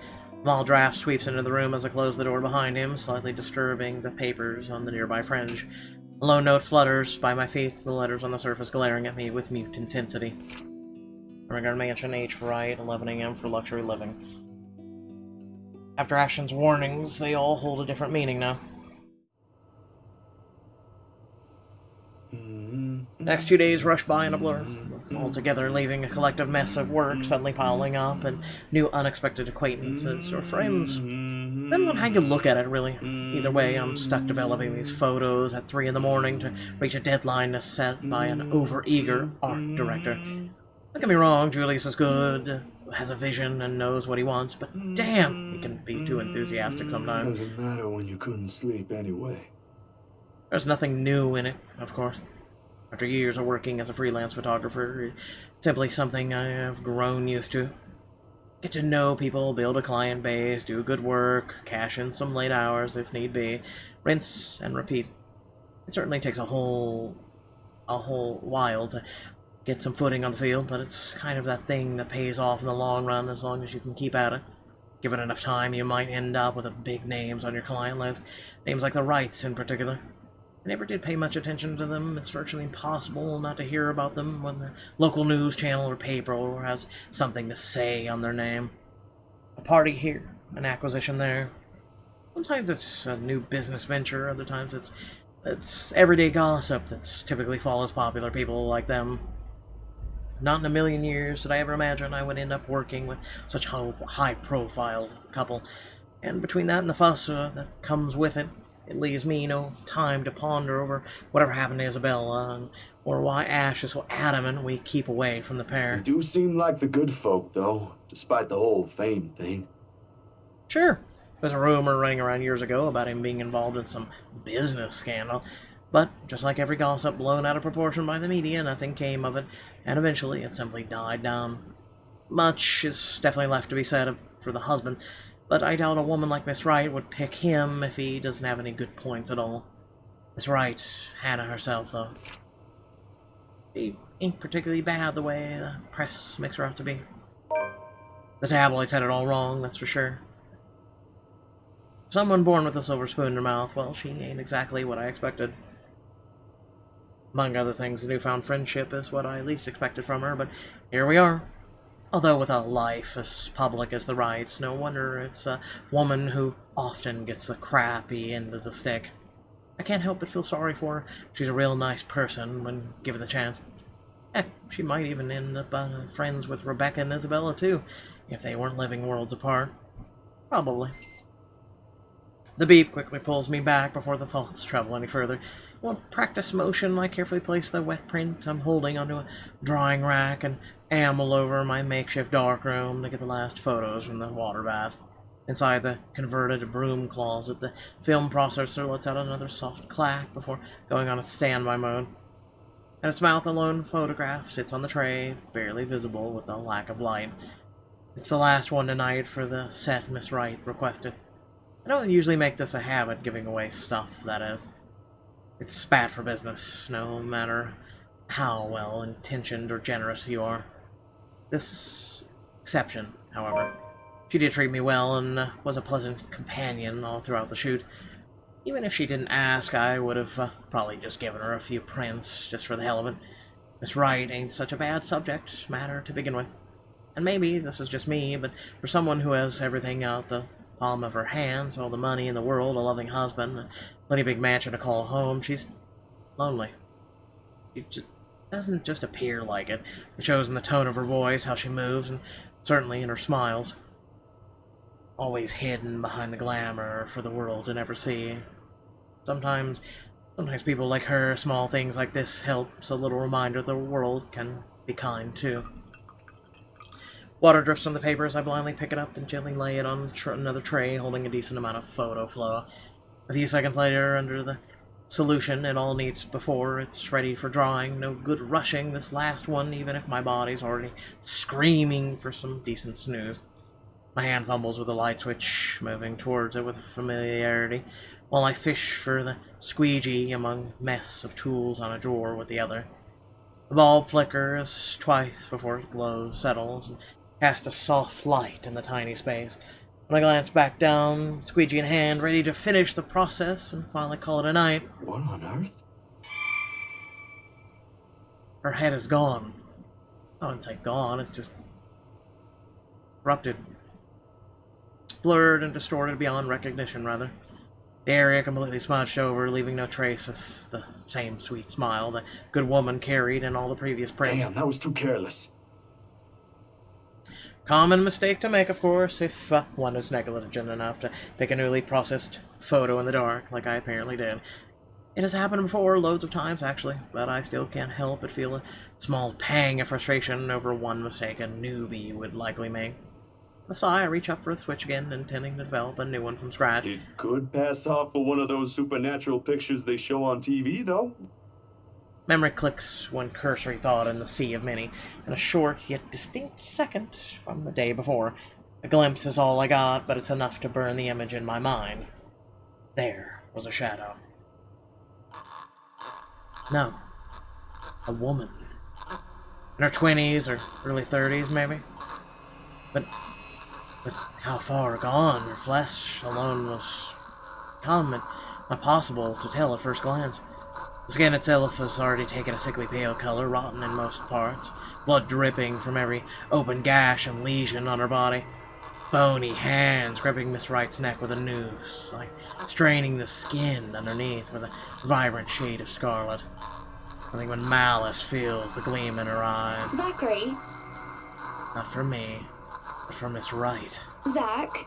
Is something the matter? Oh, no, there's nothing wrong. I just remembered something I saw. Let's get back to the pictures. Can you move a bit more to the left, yeah? The memory alone is enough to make me retch. I brushed it off then, a trick of the eye, I told myself, or a product of the heat. The weather had been unexpectedly warm recently, so it shouldn't be too surprising for such a thing to happen.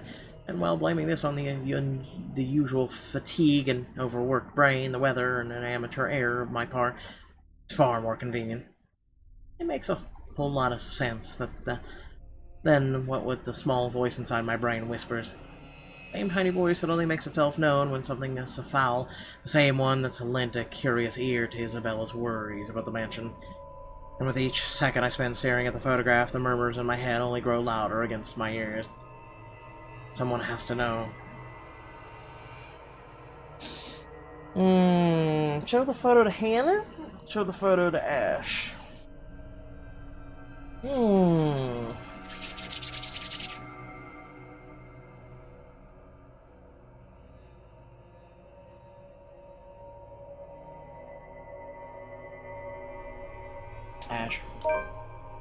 Ash will give me flack for this. He will. I can already hear what he's going to say about the moment I bring it up. Hell, before he even sees anything, I'll wager. This guy's a skeptic through and through, and it'll take more than my account for him to even consider this. But when you've been there, seen something enough to raise the hairs at the back of your neck and leave you wanting to flee or hide, then what he thinks is the least of my concerns. I am no hero. That's a title best reserved for someone else. Still, if this'll help him change his mind, it's worth a try. Isabella's gone and done the same thing, didn't she? Outside, the sun is yet to rise. I've still got a few hours before dawn, good enough time to mull over how I'll go about this with him. Plenty of space to check if I get the same result if I redo the process again. The film processor hums back to life at my touch, the light switch goes out, a soft click, the darkness embraces the small closet again. Somehow those urban legends don't sound so silly now. Sometimes I wish Ash would make himself easier to find.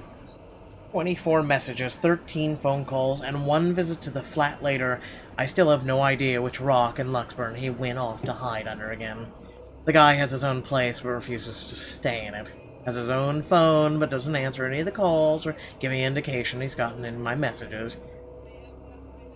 Most of the time he'll just show up on my front door. Sometimes in the middle of the night complaining about how uncomfortable it is to sleep at the back of Shirley's car. As if the old couch in my flat is any better. Nothing new from him, though. But a bit of frustration, yeah. There's the police precinct, of course. And again, he's not there most of the time, either. If that's also true for today, likely out on another stakeout. There's nothing much to do for me, but wait, if that's the case. Let's just hope I'm lucky enough today. Well, Luxburn is a relatively peaceful city boasting a low crime rate. Its precinct stays abuzz with activity. As soon as I open the glass front doors, murmurs coming from the people waiting in the lobby welcome me. Officers can occasionally be seen shuffling in and out of the rooms, greeting civilians with a casual smile and a polite nod. Some, though, look a little worse for wear. Like their receptionist, who looked at me with much disdain the moment I arrived. Thankfully, I won't be able to deal with him today. Before I even step in, Ashton's voice, though low, comes from the hallway adjacent to the Not lobby. even for just 1 minute? No. The case was dismissed, remember? You were the one handling that case. If you want access to those records, you've got to ask Chief. I was taken off it before shit went to hell. Why do you even bother? Even Professor Clark seems to have given up on that. Well, Never mind, you won't understand. Right. I know you owe Professor Clark a lot, but the right guy isn't just someone you mess with. They've got the money. Who knows what else gets swept under the rug with them involved. That takes a special kind of ignorant not to know. And a smart person to know which boundaries he can't cross. You're a bright guy, you'll figure it out. In any case, I've got to get going. Another missing person case on my hand. Benjamin on the front desk looks like he's about to maul someone after the fourth one yesterday. Murders, people missing, what a time to be alive. Man, I miss the old Luxburn. You and me both. I'll see ya. Gotta go grab some lunch. Why is it we always talk about food in this game? He notices me first, as soon as he enters the lobby and pauses. Confusion briefly crosses his face until I fish out my phone from my pocket and wave it up. Frowning, he pulls his mobile outwardly, fiddling with it for a few seconds before sighing heavily. There ain't any annoyance in him, which he glances up, though. Only mild exasperation and what might be a hint of amusement. Stop taking pointers from Isabella. This is gonna get old soon. At least use your phone properly. It's an alarm clock, a good note-taking device, a halfway decent camera, and maybe a music player too. What else do I need it for? I don't know, keeping in contact maybe? Nah. When he merely shrugs, I know I've struck a chord. He's far from holding a piece of technology in contempt, of course. Ash has always been nothing but practical from the start. But technology is useful. Only when he gets too focused on one thing, like a case he's handling, he tends to forget there are other things around him. A little reminder and a nudge in the right direction can get him a long way. I've got an email on that social media site the girls roped us into joining. That doesn't make any sense. Also, you've got an account before any of us had one. For policing purposes? Anyway, why are you here? I thought you have something scheduled today. Or was that yesterday? That was yesterday. Look, about that. There's something I want you to see. He stops me with a tap on my shoulder, walks past me straight to the door, and gestures with his head towards their very irked receptionist when I raise an eyebrow in question. Over lunch. I haven't eaten anything since last night, and Benjamin there doesn't really like loiterers around here. Wordlessly, I follow him, but not after sending the poor guy behind the table an apologetic smile. As expected, he takes a seat in the farthest corner of the cafe, a good way from the window, but easily allows a view of who comes and goes. Secluded enough not to be disturbed by the lunch hour rush or overheard by a curious bystander. If I didn't know this lunch he invited me to, I would automatically assume I got dragged into another stakeout. After years of knowing him, though, this has simply become one of the many habits I've gotten used to. Food arrives minutes later. You and the shit you wrote in on. God, look at that.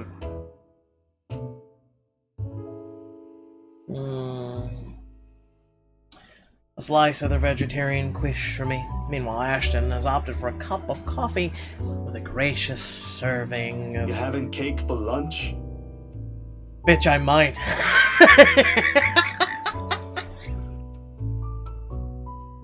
I mean, you know, live a little. He shrugs and then proceeds to dig in without even a hint of remorse.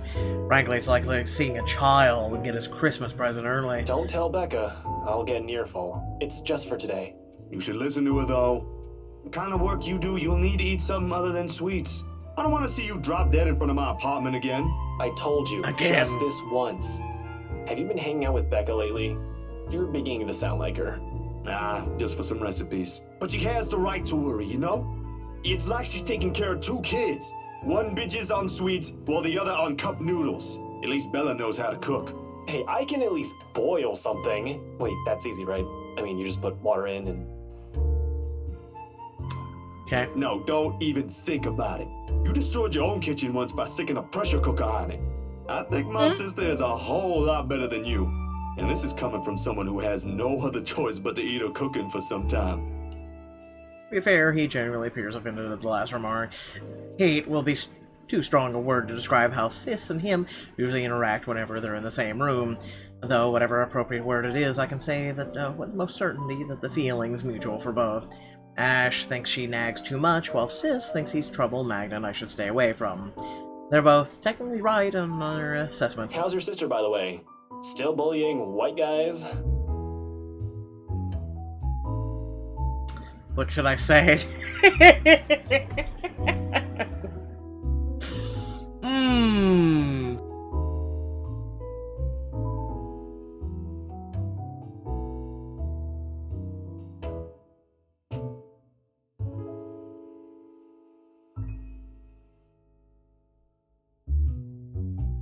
Okay, I'm gonna go with this one. You do realize you're the one who started it. Yeah, well, your sister tried to poison me with her cooking. Like you can cook better. My cooking has never killed people. Bro, you apparently caught a kitchen on fire making a salad. Can we talk about this? Really? Your brand of cooking mostly involves throwing things into a pot and hoping it never explodes. I am never going to live that one down, am I? Was in the news. Did you know Nana and Gran called me that night just to check if you're still alive? And they were genuinely concerned. They've always been. In some unspoken agreement, my grandparents have adopted him into the family. A nice gesture, and I don't think he minds it at all. He even asks about them from time to time to check in on their well-being. I think part of him misses his own family, the one he'll never get back, and though he won't say it aloud, he appreciates having one thing close to it. Makes him feel less alone. Who won't? And yeah. You should drop by sometime. Nana's request. She wants to see whether that skinny boy has somehow gained some muscle. I'll see what I can do. Sometimes he neglects the more important things. Ash? Like leg day. Some other time, Zach. Things are a bit hectic at the moment. Even for just a day? Psh, come on, Ash. You saw how things are at the precinct. Even Benjamin's at his wit's end. He's quick to avoid my eyes, swiftly turning his attention back on his plate. The food, however, remains uneaten. He puts up a wall again. Can't remember the last time he did that, but watching it happen in front of me is discerning. It ain't an excuse, I know that. His job is never as easy as those television shows often imply. Lots of bureaucracy and red tape involved. If he's lucky, he'll find an easy lead, close the case after several months of no sleep and pure hard work. But most of the time, it's just one of the pile of reports after week after the next, and one frustration after another. I just wish he'd stop focusing on it too much and see what he's missing out for once. You really can't make time for it? I can't just leave this case for now. Sorry. His change in tone is subtle, but his aggravation over the matter hangs completely palpable in the air. Still no closer? The opposite, actually. There's been some slip-ups here and there. Careless mistakes, and let's just say I'm waiting for him to make another one. What about you? How are things on your end? All piled up on top of the other. But I can manage. Still recovering from the expenses for the movie, so the surge in new projects helps. Well, there's this one thing. The expression on his face grows more puzzled with each photo I spread on the table. There's about 8 of them. All of the reprints of the same thing. Miss Wright's distorted head on the photos. He takes a minute to go through each, eyeing the prints warily. The furrow on his brow doesn't ease even as it gathers all of it into one pile, sets them in one neat stack in front of me with a heavy sigh. Hannah Wright? Yeah. How did you... The locket. She never takes it off. Evan's family heirloom. I wouldn't even think about asking why or how he knows that. If he's investigating them, he'll likely have already dug up every unimaginable dirt on them, including family history. Are you done with your work with them? Yesterday, yeah. It's just a small feature for a magazine. Interviews, photos, standard stuff, nothing big. But see, here's the thing. I don't know how else to put this out there without sounding crazy, but there really is something odd with that place. Remember the letter? He drags in a breath, reaching up his nose and pinches it. Like the action alone will help him grant all the patience in the world to continue this Please conversation. tell me this isn't about that again. No, Ash, you've got to listen this time. I am listening, and I can't believe that just came out of your mouth. These are some blurred out photos, and that letter is just a stupid prank. I expected this from Isabella, not you. You're the photographer here. I don't see any need to get worked up over this. I know what you mean, but would you hear me out first? Ash leans back on his seat and doesn't say anything further. He gestures for me to continue with a wave of his hand, impatience clearly on his face. Any other person telling him this, and he'd walk out without batting an eye. I suppose this is the only reason he's giving me the benefit of the doubt is because we know each other. Ash, I don't easily buy into these things as much as you do. Yesterday, though, behind Hana. He blinks at that, his eyebrows lifting momentarily before settling in a deep frown. Hana? Since when were you on a first-name basis with the right missus? Why does that even matter? I thought you said this was just a gig. His voice stays level with the accusation in it is as clear as day. It hits a nerve in me somehow more than the tone usually does.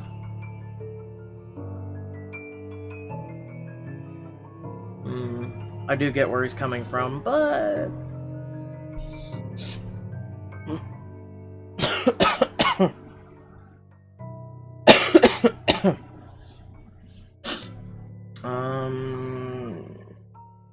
It's really just a gig. Like...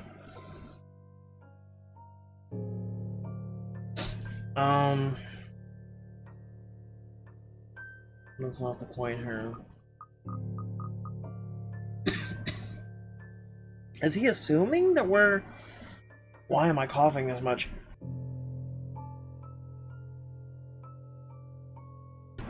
Go away, lungs. Go away. Yeah, I'm gonna go with them. Patience can be a thing to summon at times. But we didn't get this far as friends if we let our own tempers be the lord Bro, of it. it's really just another freelance work. Guys me skeptically the same stare he reserves for people he interrogates. I've been on the receiving end of it before, early in our friendship. Years later, he's already got the unimpressed police look down pat. Hey, there's nothing going on with me and Miss Hana. She was just being friendly. Insisted I call her by her first name. That's all. I wasn't implying any of that. You're not that sort of guy. I know, but let's just get that out of the way. The just-in-case elephant in the room scenario, aight? She's a married woman, Jesus! Not with the image she presents in public. No, but trust me, she ain't any of the things the tabloid writes about her. Like I read any of those. I know you don't, but keep it in mind, will you? Will do. Though I can't promise she'll get off scot-free if she's involved. And with how you're acting, it feels like I'm doing a solid for your girlfriend. Cut that out, will you? I haven't met his And girlfriend. I'm not asking you to. Besides, what's currently going on here is more important. Alright, lay it in. Counting everything takes the better half of our lunch, but he manages to listen through the entire thing without a snide comment. A feat in and of itself, actually. At the end of it, Ash merely nods and takes out his phone and excuses himself. Off to a far corner of the cafe for some privacy, if you can even afford that to have such a place as public as this. He returns in a little while, and he hands me a small card.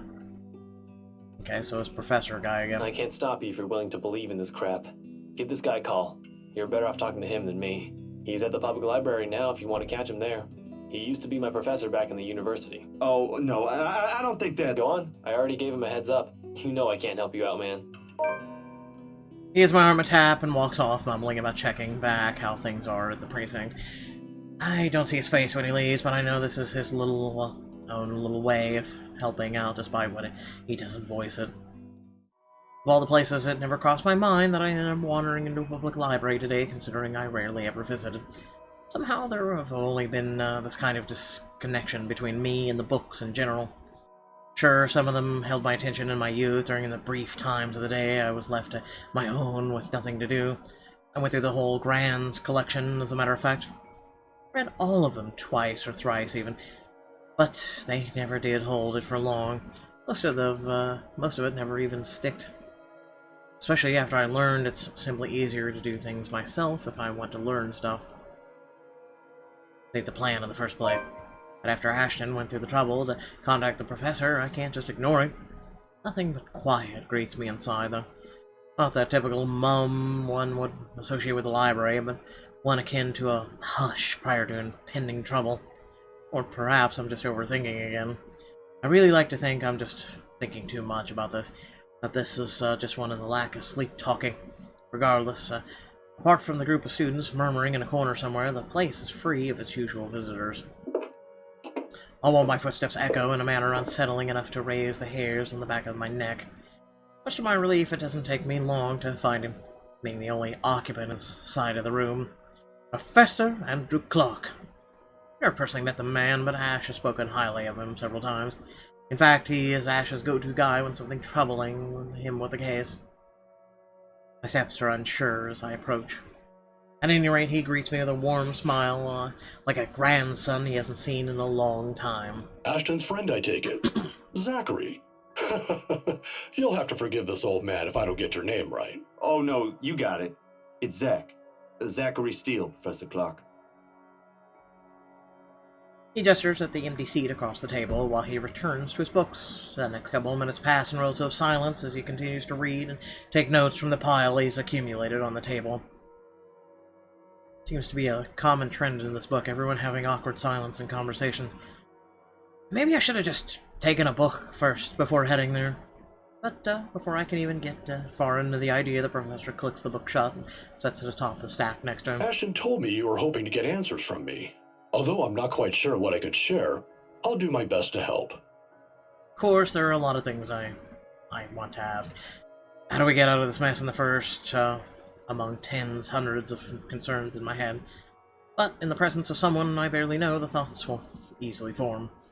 He is nothing but patient, however, with enough time to mull over a question finally forms. Do you believe in the paranormal, Professor? It's supernatural, actually. Don't worry. It's a common mistake to make, but they really are two different things. The other one deals with what we can't explain at the moment, while the other are things we may not have an explanation to. I can respect that. There's a couple of papers in front of me, the very same one he was writing on earlier. Study of Luxembourg's supernatural culture in a nutshell. A friend of mine wrote that a few years ago. He took interest in the city after reading about the stories. I have to agree with him here. Even stories dealing with things you don't see with the naked eye can be rife with culture, and this city thrives on it. Just ask the locals. Like ghosts, for example. Among other things. The interpretation has changed over the years, though. Various religions, for example, have their own version. It might not always be a spirit now. It could be a memory, or an imprint, an echo, so to speak. Some are born from curses, even. Out of great anger, hatred, or pain. There was this one story. Ah, here it is. The book is pulled from the stack and placed open atop the papers. While he speaks with such passion that it makes me wonder if some part of him believes these to be true. It is interesting, though, even if I'm personally not a fan of such stories.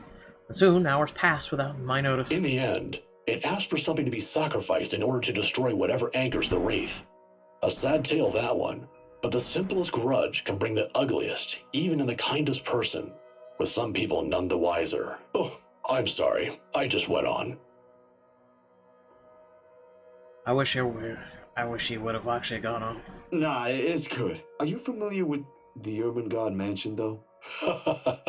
Of course. That goes without saying. In fact, you aren't the first one to ask me about that recently. Although, word of the mouth is, someone has already bought it. Ah, yeah. The right couple. It was a close friend who handled that sale. So I heard. Well, don't think the house being bought by anyone would stop us from talking about it. What is it about the mansion, then? I just want to ask what you think of it, sir. We're going to need more than an afternoon for that, young man. You see, it's the kind that has changed over the years, passed down from one person to the next. Sometimes, it's the Lord William who haunts the place. There are versions where it's the lady of the house, but my favorite, a personal favorite, would have to be the ones that followed after the disappearance of the kind daughter. Well, what about these then?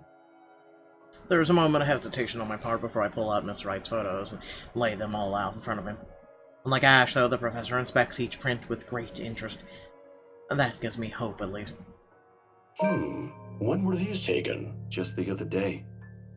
Do you think those are the same? Perhaps. Perhaps not. There were certainly instances when the film would pick up what the human eyes weren't able to see. But then, it could also have been human error.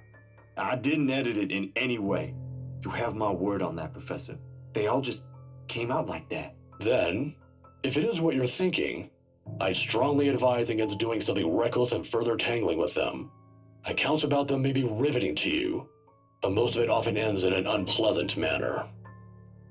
What about those people in the house? If there is something in there, shouldn't they know? I'm sure they're already familiar with the legends, but... Some people might deserve it, however. Didn't like that tone. Deserve what, sir? All of a sudden, the tenderness in the professor's eyes disappear, his face becoming unreadable. As though catching himself, he hastily clears his throat, gathers his books, and rises from his seat. Professor? I'm sorry. I just remembered something I neglected to do. What did you summon, Professor? You'll have to excuse me, Zachary. All right. Do you need any help with that? Don't let my looks fool you, son. I can still carry a few hundreds. I've been doing this for years. I'll see you some other time if you have any other questions. Of course.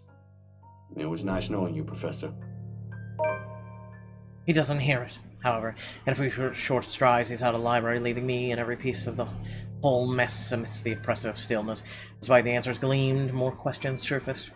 If there is even a single way out of this, I hope we find it soon. The moon is well into the night sky by the time I make it home.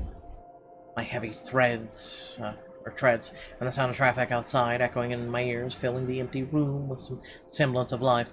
Nana would scold me if she ever hears me walk like that, but after today I really can't give a damn about everything.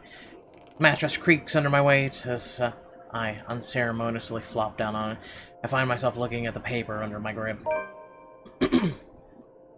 An invitation and request to cover an event that writes housewarming party tomorrow evening. Raise your glasses, give cheers to the good times. You're cordially invited to the Wrights housewarming party, October 28, 2016, Friday, 3 o'clock in the afternoon, onwards. If only it were that easy, but it gives me a chance to talk to her about the thing in their house. With a sigh, I let my hand fall to the side of the bed along with the invitation. I'll think about it tomorrow when my head isn't muddled with the thoughts of a headless woman and the haunting smiles of a ghost. Belatedly, it occurs to me that the last meal I ate had been the one with Ashton, and an empty gnawing ache makes itself known, but I can't bring myself to stand up. Today was a complete waste of time, and frankly a disappointment. I don't like this. The lack of certainty, the disquiet, the lack of stable ground to stand on, the part where I do not know what will come tomorrow. Ever since that damn letter, everything has been thrown out of the loop. I wish everything stayed the same. Routine would have been easier to make sense of than this. Closing my eyes and let the noise from the streets below lull me to sleep. At the very least, that's the one thing that hasn't changed.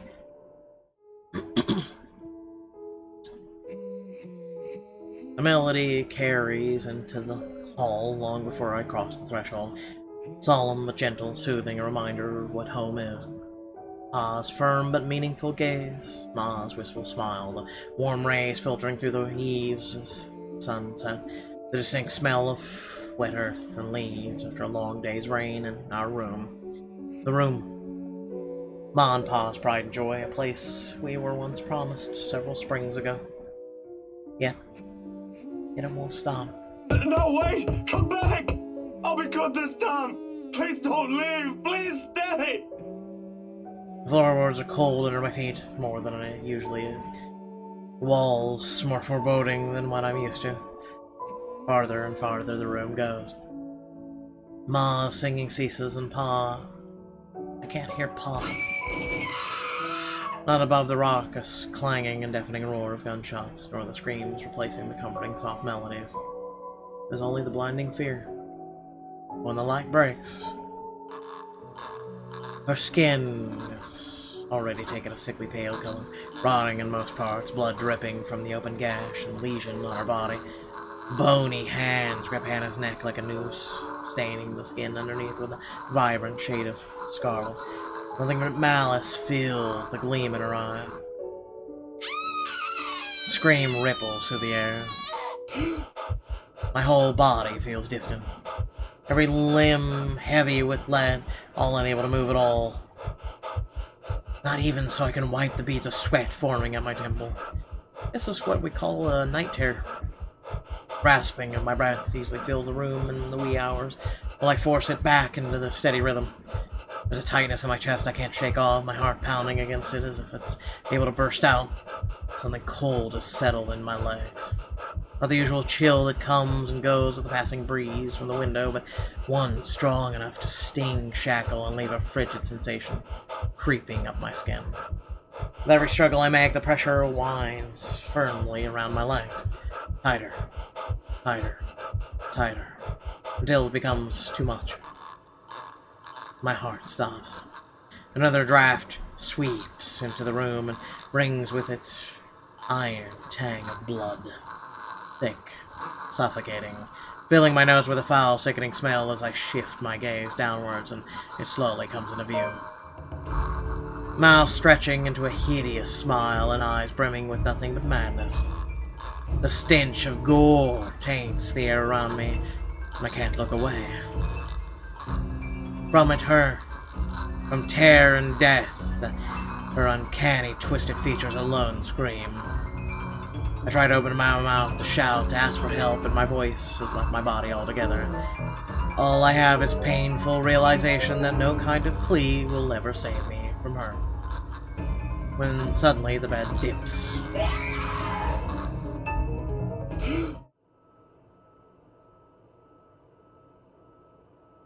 The brutal plunge back into myself jerks me awake. There's no ear-splitting scream, no wild thrashing of limbs, just painful, constricting awareness that something has wound itself tightly around my neck. I waste no second pulling it, a blanket, away, but allowing myself a few minutes to steady my breathing before getting off the bed. Inhale.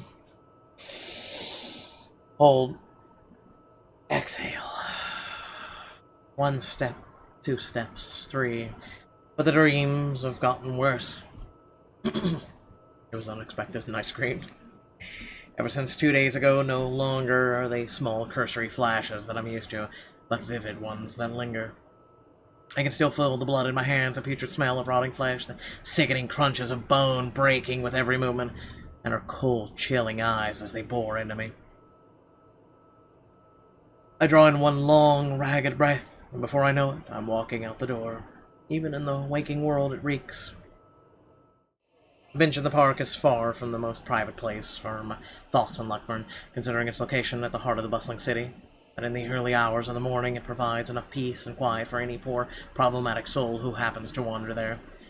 The city is just waking up a little later than usual, but knowing what day it is, I can't fault it for being a little tardy just this once. Yet neither the pleasant morning chill nor the soft twittering of birds does anything to banish the images. Every single one has rooted itself in my head, its claws digging deep into what is no longer a safe place to hide in. London Bridge is falling down, falling down, falling down. London Bridge is falling down, my fair lady. Used to be easy, finding some pretense of peace under the guise of sheer optimism, following a regular routine. Now I don't know what to make of it.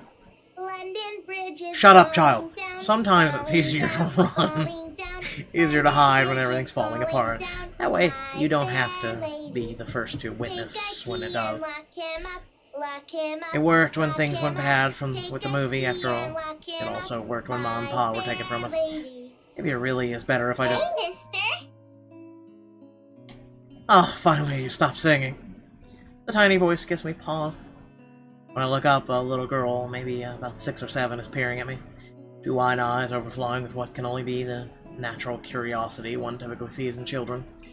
I vaguely note that the St. Goretti uniform she's wearing before returning her greeting. Hey, kid. Kylie. Kylie? That's my name. Mama said it's rude not to call people by their names. She then flops down on the empty space beside me. Her little legs, still too short to touch the ground, swings in tune with a song she hums under her breath. Don't mind kids, Nana would often invite ones in our old neighborhood to give them treats. Of course, by then Sis and I were both too old to play with them, but you get used to the commotion eventually. Not completely as unpleasant as most people would imply. Kylie seems to be a well-behaved kid, actually. Oh, sorry. Nice to meet you, Kylie. Is Mama here? No, but my big brother's with me. You're not supposed to talk to strangers, kids. God damn it! He's taking pictures with his camera over there. She went to the far end of the park, the one closest to the street, where a kid is taking shots of something above him. It doesn't look like birds because all there is on the one side of the park are buildings. I don't see what's so interesting with the tip of a building, though. I'd take pictures of dogs if I were him. They're cuter. And you're smarter. Do you have a camera too, mister? Yeah, I'm actually a photographer. Mama said I'm too young to get a camera. I'm sure your mama will eventually give you one. But won't you be late for school like this? Big brother will get us there on time. Rowan promised Papa we aren't going to be late. It's sports day. So it's not good if you keep looking like that today. This voice. If it ends up raining and we lose, it's your fault. It's your fault. All right, I'll try not to upset the clouds today, kid. Is it because you're sick, mister? For I know how to smile spread over my face.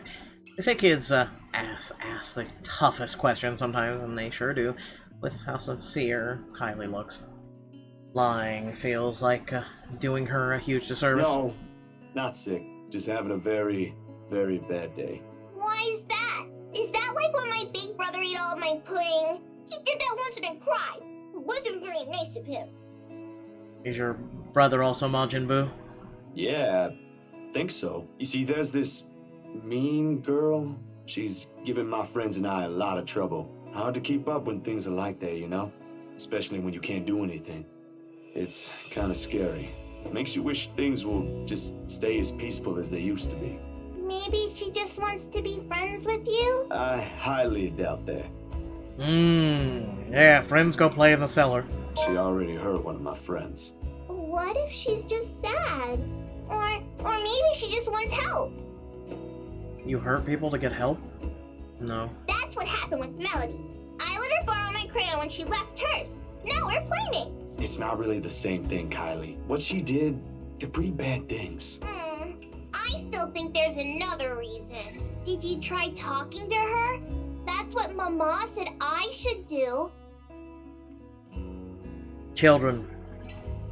They're so cute, aren't they? They're so fucking adorable. I don't think that'll work either. You haven't even tried yet. You sound like Rowan. You didn't ask if I tried or not. You're just scared, mister. That strikes a chord.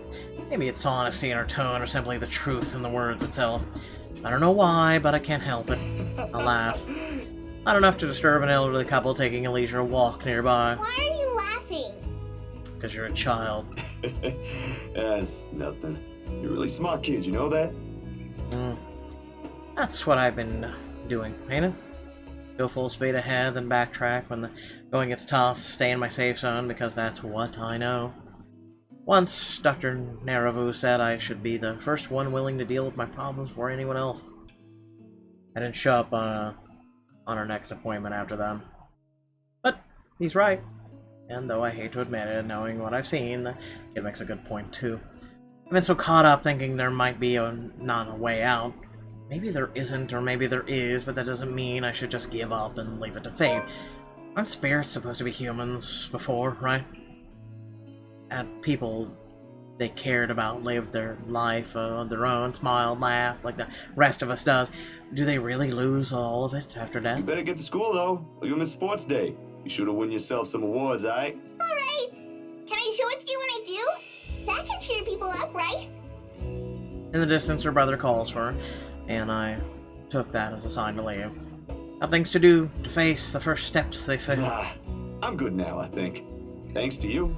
Besides, Mister needs to go, but you should show it to Mama and Papa. I'm sure they'll be proud of you, Kylie. I will. Thanks, mister. Bye. I give her a little pat on the head before heading my way. A small gesture of thanks from a stranger she didn't know she might have helped. She may not understand it now, but even though at such a young age she already has this understanding of things, but maybe when she's older, when the world no longer seems too big for her. But aren't you going to help me, mister? With what? Confused, I glance back. Whatever cheer our little talk brought has vanished under the shadows, suddenly dancing in my eyes. This frigid air is most definitely not how the morning chill should feel, like bitter, stinging, unwelcoming. And the kid... What do you think, mister? Are you going to help me? What do you want from us? The response never comes, however. Because when I blinked, gone. Hello? Mister? Are you okay? For several passing seconds, I let my stare linger on her face, waiting for any sign of another change. But after that remains, and there's a carefree smile of a child. None of the spite, none of the cold, bloody smile. Nothing, huh? I really need to go, Kylie. It was nice meeting you. See you again, mister! I don't trust the child. Burn her at the stake. I break into a run. I don't look back, not even as I bump into a couple of passerbyers. As soon as I'm out on the busy streets, going insane. This is what this is. And if we don't do something soon, we all will be. The tremors follow me even when I get home. I'd hoped a little stroll around the block for a few hours would help. A little stroll. Instead, I am assaulted with more images of her smile, the loathing in her eyes, the stench of gore, the horrid crunch that comes with every movement she makes. Even old memories have been sullied by her. Ma's song no longer sounds as sweet as it's meant to be.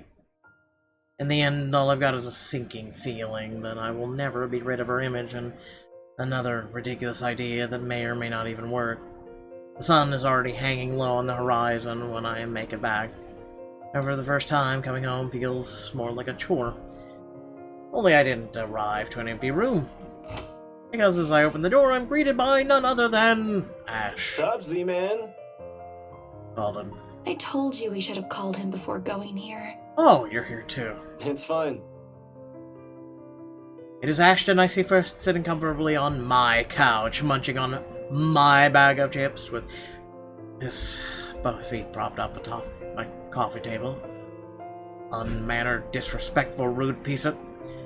Whatever proverbial stone has made a home at the pit of my stomach automatically flies right out the window at the sight of him. But before any exasperation can set in, my attention is taken by the other argument in the room. Isabella perches on the only other chair in the room, attempting to make herself smaller, it seems, from how closely she's hugging her arms against her. Nevertheless, she gives me a small smile when she notices my stare, yet somehow there ain't any warmth in it like it's supposed to have. Hey, Zach. Sorry we just barged in here. Ash was... Relax. Z-Man gave me a copy of the key himself. Only after you broke the 13th one? I can't keep replacing them every time you think it'd be a good idea to break into my apartment. And stop calling me Z-Man! I didn't break anything this time. Ash, just because I gave you a key doesn't mean you can just stroll in here whenever you want to. And, hey, is that my... Ash smirks at me because, of course, he has the gall to smirk knowing what he did. He pops in whatever... Oh, it's very likely to be the last chip into his mouth and folds the wrapper neatly on the table before throwing it on the nearby trash. From her chair, Isabella shoots me an apologetic smile as soon as the foil hits the waste bin with a dull thunk. Common sense dictates that I should be angry. But after everything, having something normal play out in front of me, no matter how childish their antics can get, I can't bring myself to muster even a tidbit of it. Behind me, the television starts blaring the music for the end credits of a movie. They have likely been waiting for a while if Ash has gotten impatient enough to rummage through the cupboards and watch something. Of course he eats all of it. You know, I was saving that for the weekend. Did you at least share some with Bella? Don't worry about it. I'm good, Zach. Really? But it's free food, you know? What was that you usually say? You don't say no to free food? What happened? No, I'm just not hungry. Ash only shrugs at the question in my eyes. I can't be the only one who finds that vibe she's giving off to be odd. The guy has no doubt already caught wind of it. Aye. But if you want something, just say so. I've got a fully restocked pantry right here at your disposal. Still not a 5-star level thing, but for an empty stomach, it'd do. Just say the word. Thanks, Zach. maybe next time. Food is not really what we came here for. Ash, he's the one who... Casts a brief glance at Ash. In an instant, he sits up. Every trace of amusement is gone from his face as he clasps a hand in front of him and leans forward. A minuscule gesture meant to ease, yet the grim expression on him tells a different story altogether. Alright, you two, what's this about? I don't like those looks. What I said was weird, I'm aware of that. But I'm not taking it back. Isabella's not the only one here who's seen it. Maria, thanks for subbing on YouTube. A short but tense pause follows. Thus stalling. Under normal circumstances, I'd wait with these two, but the more you force it, the more they'll clamp down on you. But as a handful of seconds continue to slip by, the unsettling feeling in me also grows with it. Soon it turns into impatience. Before I can demand a response, though, one of them simply speaks up. It is Ashton who first speaks. I'm not asking you to. No, you're right. There really are some odd things going on here lately. How is everything with you lately, Zach? Hold on, Ash. Both of you. Did I just hear you say that? Is this why Isabella's here? Has something happened? Calm down, we're just here to check on things. So, did you meet Andrew about the photos? What photographs? Said photographs has been sitting untouched since the day I dumped them in the drawer. Isabella goes very still when I hand her the small stack. To her credit, she does not flinch like I'm expecting her to and flips through each of them in silence. But while her eyes remain strangely calm, her hands have gone rigid, her mouth is set in a thin line. She, out of all people, understands what this means. In hindsight, she should have been the one I approached before Ash. What did Andrew say about them? It could be one, but there's no guarantee it's a supernatural thing. It doesn't always happen. So, that's a dead end right there. Now that I think about it, bothering that guy for this feels pretty silly now. But with the dreams lately... That's all? Did he say anything about the damn letter at all? Did you ask him even? I pause, glancing at him skeptically. I don't know where the sudden curiosity came in from, but if Ashton, calm, cool, collected, always logical Ashton, takes interest in this, something or someone must have fucked shit up somewhere. Or the world is ending. Seconds pass. The apocalypse I'm expecting to go along with doesn't arrive, however. Yeah, that's really everything. The letter kind of slipped my mind. The photos were more important at that time. There was some stuff about the local horror stories, though. Talked about the curses, and he was really fascinated with the story about a wraith asking for a sacrifice to move on. Kinda nasty if you ask me, but it does make sense if you simply go along with it. I'm not sure how this will help in the grand scheme of things. Why are you asking about this anyway? Rose's death isn't just a coincidence, Zach. It may have something to do with... I may have... Wait. Stop right there for a sec, Bella. I thought you ain't buying this stuff, Ash. Just the other day, you said the exact same thing. I still don't, but even Rebecca, out of all people, claims there's something. Whatever this is, someone has got to look into it. Everything about this screams shady. Are you sure you even have the time? Ain't you busy with your current case? I got taken off that one. You didn't say you were taken off your case. I just got the news this morning. Apparently the higher-ups think I'm doing a horrendous job at it. It doesn't matter though. If these two cases are connected like I initially thought, then regardless, I'm on the right track. Are you sure we should even be doing this? Doing what exactly? There's someplace we'll visit after this. Too vague for comfort, Ash. And please don't tell me you're bringing her with you. His affirmation comes in the form of a stare, but that alone says all I need to know. What I pointed out gives him a pause, though. His voice is thick with hesitation when he addresses Isabella. You know what? Zach's right, Isabella. You don't have to come with me. It's not myself I'm worried about. It's you. I'll just do this myself, if it'll get you into more trouble with your superiors. At least I can make up an excuse why I need to be there. Don't be ridiculous. You're not walking in there without me. Besides, I think it's a little too late to back out now. Have you two seen the news this morning? I haven't, actually. Mama called, and I was busy. The change in the air around her, while small, cannot have gone unnoticed, and it takes every willpower not to ask. Probably the only thing reigning in my curiosity is the fact that Ash himself hasn't brought it up either. No problem. It should be in the afternoon news as well. Man burned after room catches fire. Another victim by the Anselm Butcher. Who the hell was this guy? He grabs the remote and cycles through the numerous channels until he gets to a news report about another guy who has been found dead in the early hours of the morning today. Burned alive this time. Oddly, no fire has spread, and whatever damage has been contained within the place the body was found. The room itself, however, has been completely vandalized. Help me. Help me. Help me. The murder, the authorities claim. Isabella and I knew better. None of us shifts even after the report ends. The room has suddenly felt stifling. Ashton's eyes have gone hooded with what appears to be restrained anger, and the remote in his hand creaks wildly or mildly under his grip. The stone is back in my stomach. Tiny little thing gripping at my insides, growing with every passing second as the dread sinks in. In the thick of it, Isabella's voice is the only one that breaks the hush. A small, weak thing on a tone that wavers unevenly between words, but every syllable heavy with meaning. This is because of that thing, isn't it? I did this somehow. When it fades, all that's left in the air is her doubt and fear, while all we can do is cope. Is there something I can say to make her feel better? Okay. I'm gonna go potty real quick. We shall continue this here in just a moment. I'm thinking we can still fix this, but hold on just a moment.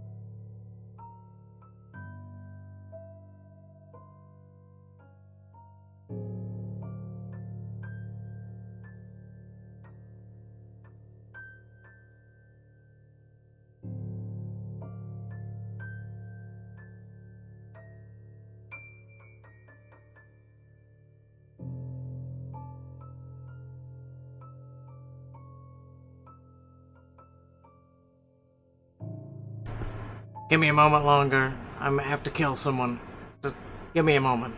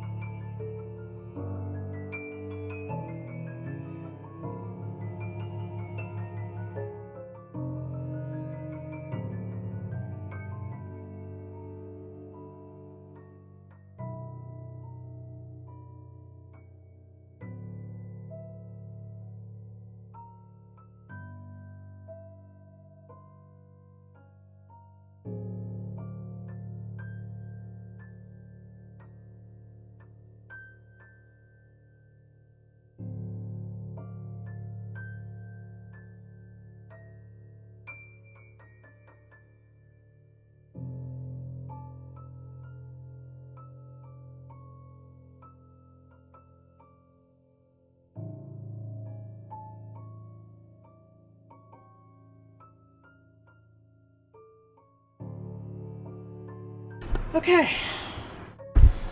Now that I'm slowly dying, Man.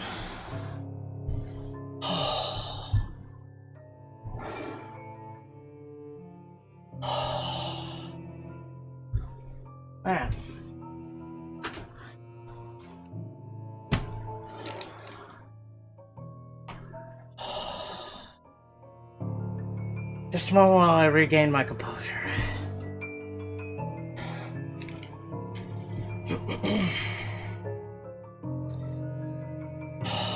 How's everyone doing?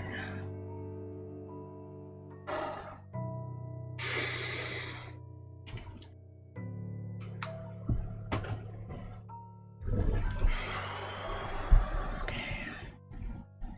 I need a vacation. I really do need a vacation. Okay.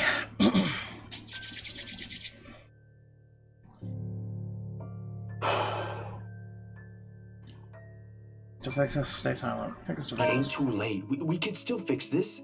There's 3 of us here. 4 if you count Rebecca. No, she's staying away from this. She lifts her gaze at me, eyes steady and shoulders squared as she holds it against the baffled look I give her. Although in the next second it immediately softens, it takes me by surprise nevertheless. In those brief moments, it's like I faced a different person. I don't want to involve her in this any more than I already have. Both of you as well. I already said it. That's completely out of the question. Stop asking. Still in all, that's 2 extra heads who can do the thinking. Between us 3, I'm sure we'll figure something out pretty soon. Don't make this whole thing sound like it's a piece of cake to deal with. It ain't.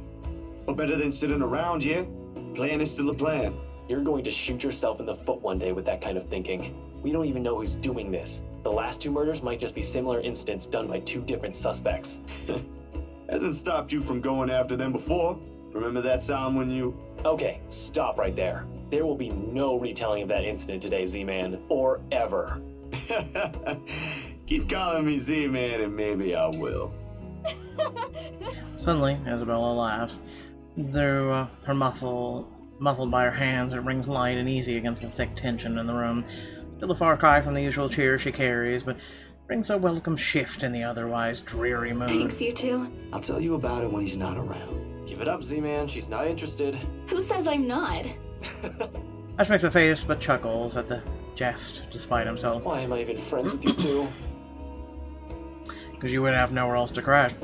And like this, most of our worries ebb away, if only for a few moments. They take their leave, mere minutes before close to sundown. Regardless of the lighter mood, little has been said of their plans, only vague hints of what they're aiming to do after. Well, it ain't any of my business to know, something about this whole thing still gnaws at me. A tiny passing thought urges me to do something as well. At this hour, the streets are once again busy with people heading home after a hard day's work. Little of the bustle matters to them as they step out to the crowded walkway, however. Ash especially. There's only his goal in mind. I'd wager there's nothing I can do to stop him at this point. I decided on it long before they made the decision to drop by. But despite this, Isabella lags behind. Thank God for cough drops. Worried creases back on her forehead as she watches Ash leave to get his car. Something wrong, Bella? No, Actually, can you take home Becca for me after this? I really didn't get the chance to tell her where I'm headed off to. Tell her I'm okay and we're... No, just that. That's all. You sure I should skip on that part? If she finds out about this, she'll be angry. I don't really want to deal with angry Rebecca. It gives me a stomachache just thinking about it. Neither do I, but I'll handle it if she gets mad. Just make sure she's safe and tell her to be careful. You too. Take care of yourself. Why do you sound like you're gonna die? Almost abruptly, she pauses, the gaze in her eyes hardening as she lapses into another one of those long-distance silences from earlier. This ain't just because of the whole fiasco with the letter anymore. I don't want what happened to Rose to happen to you guys as well. This one cuts deeper. Before I ask about it, Ashton returns, casually swinging his car keys on one hand and gestures at Isabella. Come on, we don't have much time. Shirley's waiting. Who's sure? Oh, right. Don't answer that. I don't want to hear it, you huge dork. Says the person who gave her stuffed toys names. Batcat? Really? It's cute. Yours is just weird. I'll see you later, Zach. She spares me another smile as I watch her walk off. Only now did it occur to me that none of those she gave today ever did reach her eyes. Make a grab for the back of Ash's parka. He staggers briefly before correcting himself and shooting me a confused stare. Is she alright? What? Who's okay? Isabella. She's been, I don't know, out of it today? Did something happen earlier? Scowl on his face says it all. She's actually been like that this morning. I'll ask, but... Just do me a favor and watch over her. We have no idea what we're dealing with. I don't know what happened to her since the last time I saw her, but from how she's been doing today, whatever it is, seems like a pretty big deal. Wait, you didn't annoy her again, did you? Because I swear to God, if you did, you've got another thing coming for you. What? No. Why would I? Just so you know, I already apologized for the one at the movie house. Granted, she deserved more of an apology, but I meant it that time. I'm just asking. I'll take your word for it. But if you can find out what's bothering her, that'd be nice. Honestly, I don't think it's the letter this time. I'll see what I can do. Make sure you keep yourself out of harm's way, alright? Yeah, you too. Don't do anything reckless again. Reckless, no. But I can't make you the promise I won't do anything.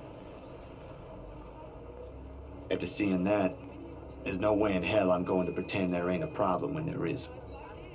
This is a really big one, and I'll be damned if I let anything happen to you guys while I sit here. I'm done running when things get tough. He's about to argue for a moment. Look, bro, if things ain't good, I'll be the first one out. But allow me this one thing, alright? Just this one time. If it doesn't work out, you'll be the first one to know. You can laugh then, or berate me all you want, but please don't ask me to step aside like I'm incapable of doing anything to help. I have no idea if it is a look on my face or the tone of my voice. Ultimately, although his mouth presses into a thin line, he nods. Alright, stay safe, Zach. He stumbles into the sidewalk and allows the afternoon crowd to swallow him whole. I like to think the tiny gleam in his eyes is the closest we can get to optimism in this situation. Whether that alone will be enough to give me peaceful sleep tonight remains to be said.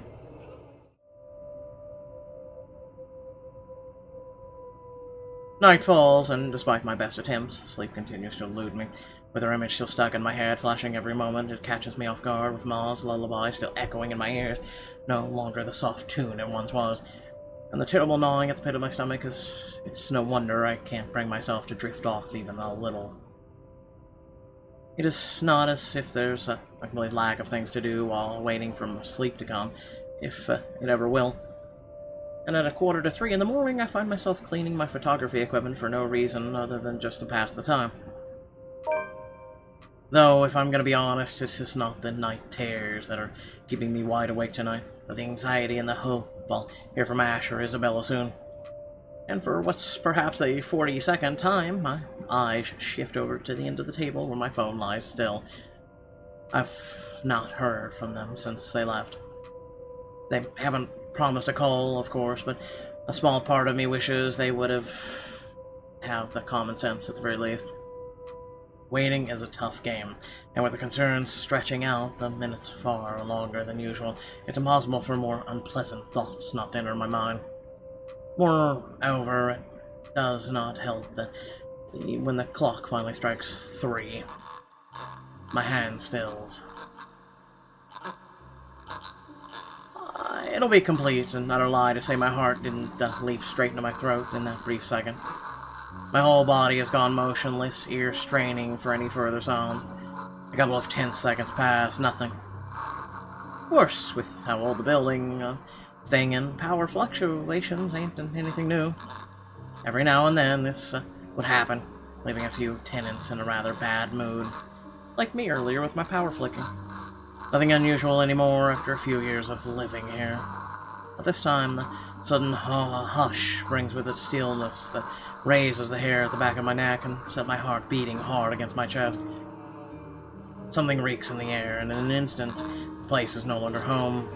It's a prison. Every rational fiber in my being screams at me to leave.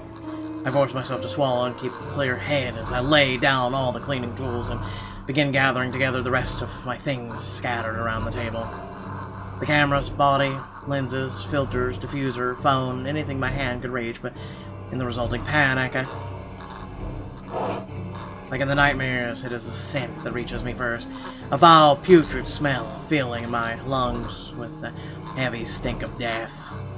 My fingers clamped tightly to the camera, holding it closer to my body as if the tiny thing would provide enough protection to whatever it is with me in the room. It won't. That is the only comfort I have. And knowing that whoever she is, she had once been human. Perhaps not all of it is gone. Perhaps some of it is still there. Hello? I know you're in here. What do you want? Something moves behind me, a soft scuttling over the wall, followed by the squelch and painful creaking of what can only be rotten flesh and broken bones. Without hesitation, I whirl around, my fingers and camera ready, patiently waiting for another moment. I can help you. Whatever it is that keeps you here, I can help. That's what the letter's for, ain't it? You don't have to keep taking people's lives. There was a brief moment of silence after. For a short while, I think my pleas worked. Then, with no warning, the shuffling resumes, and along with it are the sobs of a woman.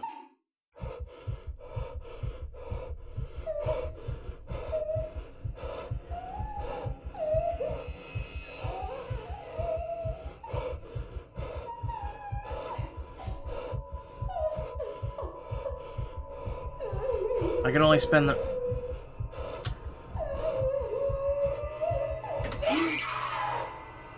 Got you. Light flashes fleetingly one last time, allowing me a glimpse of her grotesque, misshapen features before once again lost in the darkness. All of a sudden her tune changes, no longer a soft cry, but a high-pitched shriek, brimming with pain, grief, and anger. Every ounce of courage I've mustered flees from my body at the sound, and the next thing I know, my hand is gripping the knob, and I'm wrenching the door open. Her wails follow me as I flee into the night. Pacing has almost been more of Ashton's thing than mine. When I want to think, I sit and let the minutes tick by until an idea comes to my mind or pulse settles down. And yet dried leaves, twigs crack under my shoes as I make another pass at them. Terror is too mild to describe what this is. There's no way in hell I'm going back. Whatever she is pleading won't work. When we saw that letter, she's been after us. But I can't run. Not this time. You just ran. Nearly 2 hours have gone by since I left the comfort of my room for the solitude of the park. 2 excruciating hours since I started making calls. No one's answering. Not even Rebecca, who has always kept her phone line open in case other people need her. Or Isabella, who frequently checks hers for any messages and readily responds as soon as she can afford it. It does not help that Ash hasn't said a word where he went off to as well. Damn it! I knew I should have asked him before I let him leave. Knowing him, he can be anywhere. But there's really only one place he'll likely be at this time. The sun has already peaked over the horizon when I make it to the mansion. I have no idea what I'm expecting to see when I got there. There's Ashton first and foremost. A part of me wishes my assumptions are correct and he's really somewhere close by on a stakeout. But I've never been lucky sort when it comes to that kind of guessing. And even after I've made a round of immediate vicinity, I could find neither hide nor hair of him. Calling him does no good either, considering how awful the signal here is.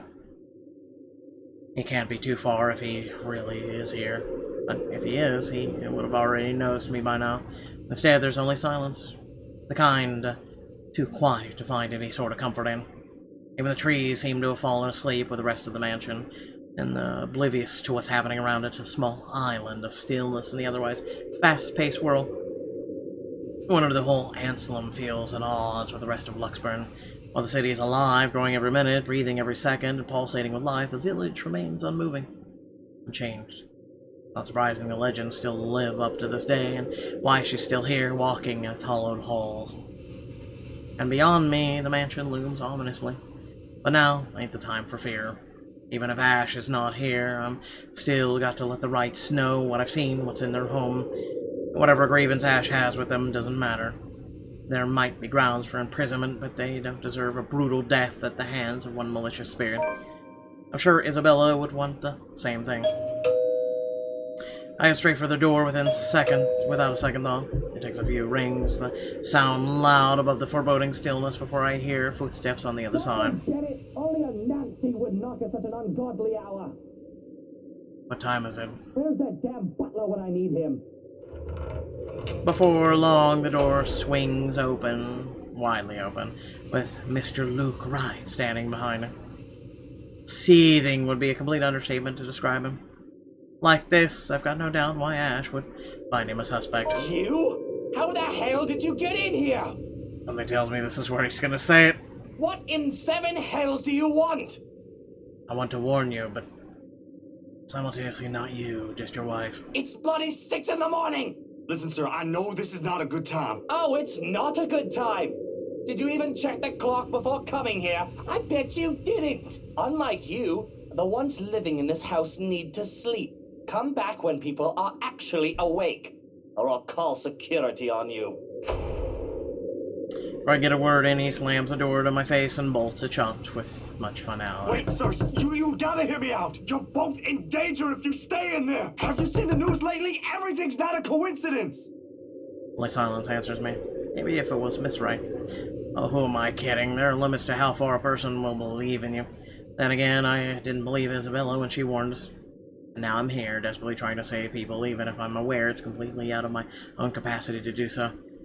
If this is what they call karma, if so, this is one horrible way of turning things around. Taking people's lives, playing with people's fears, making them feel useless. You're around, ain't you? You here? Inside this house? Listening, watching, or whatever it is that you spirits do? What did they do to you? I can help you, you know? If it'll let you move on, I'll gladly do so. You don't have to kill anyone. Nothing. I don't even know who I'm talking to, or if a sane person is supposed to be doing that. The only thing I got after feeling is a foolishness washing over me. Perhaps this is just me losing my mind. Out of the other options and any other ideas, I let my hand slide off the door's surface and fall listlessly to my sides. I can go back to Luxburn. Try to find the others. Try to get out of this mess with them. I'll let them know how much in deep shit we all are. Those sound good. Either way, I'm loitering here, ain't helping at all. I'll let the quietness calm me for a few more minutes before standing up and heading out to fetch my bike. Quite a distance to Luckburn, but if I hurry, I'll reach it and maybe... Rustling stops as soon as I turn around, strain my ears for another movement around me. Yo, Ash, you there? No answer. If he is here, I just missed him earlier. Alright, and my feet are moving in search of him for the second time. It won't hurt to double check, triple check even. With how big the property is, he could be anywhere. If things ain't so urgent, if they ain't so dire that lives are at stake, I'd probably just have waited for him to show up again. But damn it! He needs to realize what exactly it is he's dealing with. That is not just a petty criminal he can simply throw in jail. It is something beyond the authority his police badge could ever give him. The guy needs to stop playing the big damn hero, sit down and chill.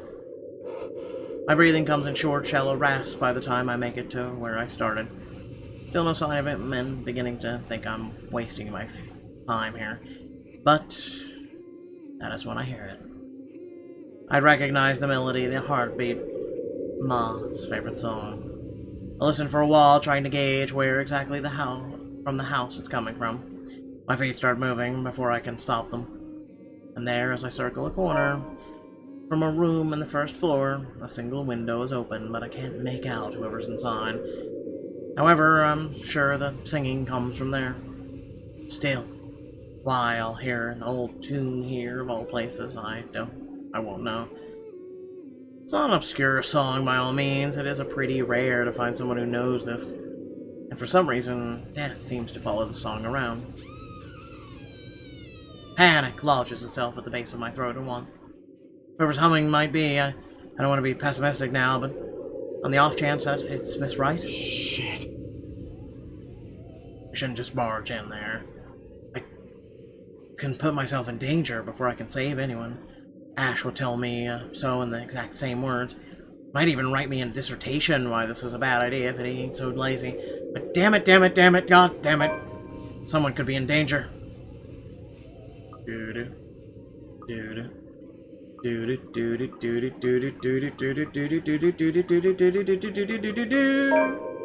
the end, the irrational part of my brain wins out. The half that has spent too much time around Ash. It's right, though, the reasonable part. If I do force my way in and find something unpleasant, how am I going to fight back with my camera? No matter where you look at it, that's simply asking for a painful death. I have a better chance if I find Ash. What is he snooping about? Perhaps I should try the forest. Make a round farther into the gardens. Not a solemn plan, but it's better than nothing. The woman's soft sobs have subsided now, by some means. Almost inaudible to the point where I'm wondering if I truly heard what I heard. I didn't get to dwell much on it, though, because right in this moment, my phone rings. The sharp notes cutting through, piercing through the thick quietude. I clamp a hand over it, pressing the button before the speaker or close to my ear. Where are you? Only caught the tail end of the person's greeting on the other end, but I know the voice well enough. What was that, Ash? Could you repeat that? Signal's shitty here. I asked, where are you? Hell, Zach, I've been calling your number for a good 20 minutes now. Only 20. I've been calling you all night. What kind of shithole did you get into? Good morning to you, too. I should be asking you that question. I've been looking all over the mansion for you. I thought you'd be... What mansion? Do I really need to answer that? Why are you even... No. Just get your ass here at Isabella's place, and hurry. Shift my gaze into the mansion, specifically at the window I heard the cries from. There is nothing of it now, not even echoes. How urgent is this? Pressing enough for you to stop asking questions and get yourself here. Please, Zach. It gives me pause. It's a rare thing for him to take on that I'll be time. there in a few. An hour or two, tops. Thanks. I'll see you. Rush back to my bike as soon as the call ends. Without another look, I leave the mansion along with its haunted melodies and grim echoes behind. There are more important things than my own curiosity and impulses.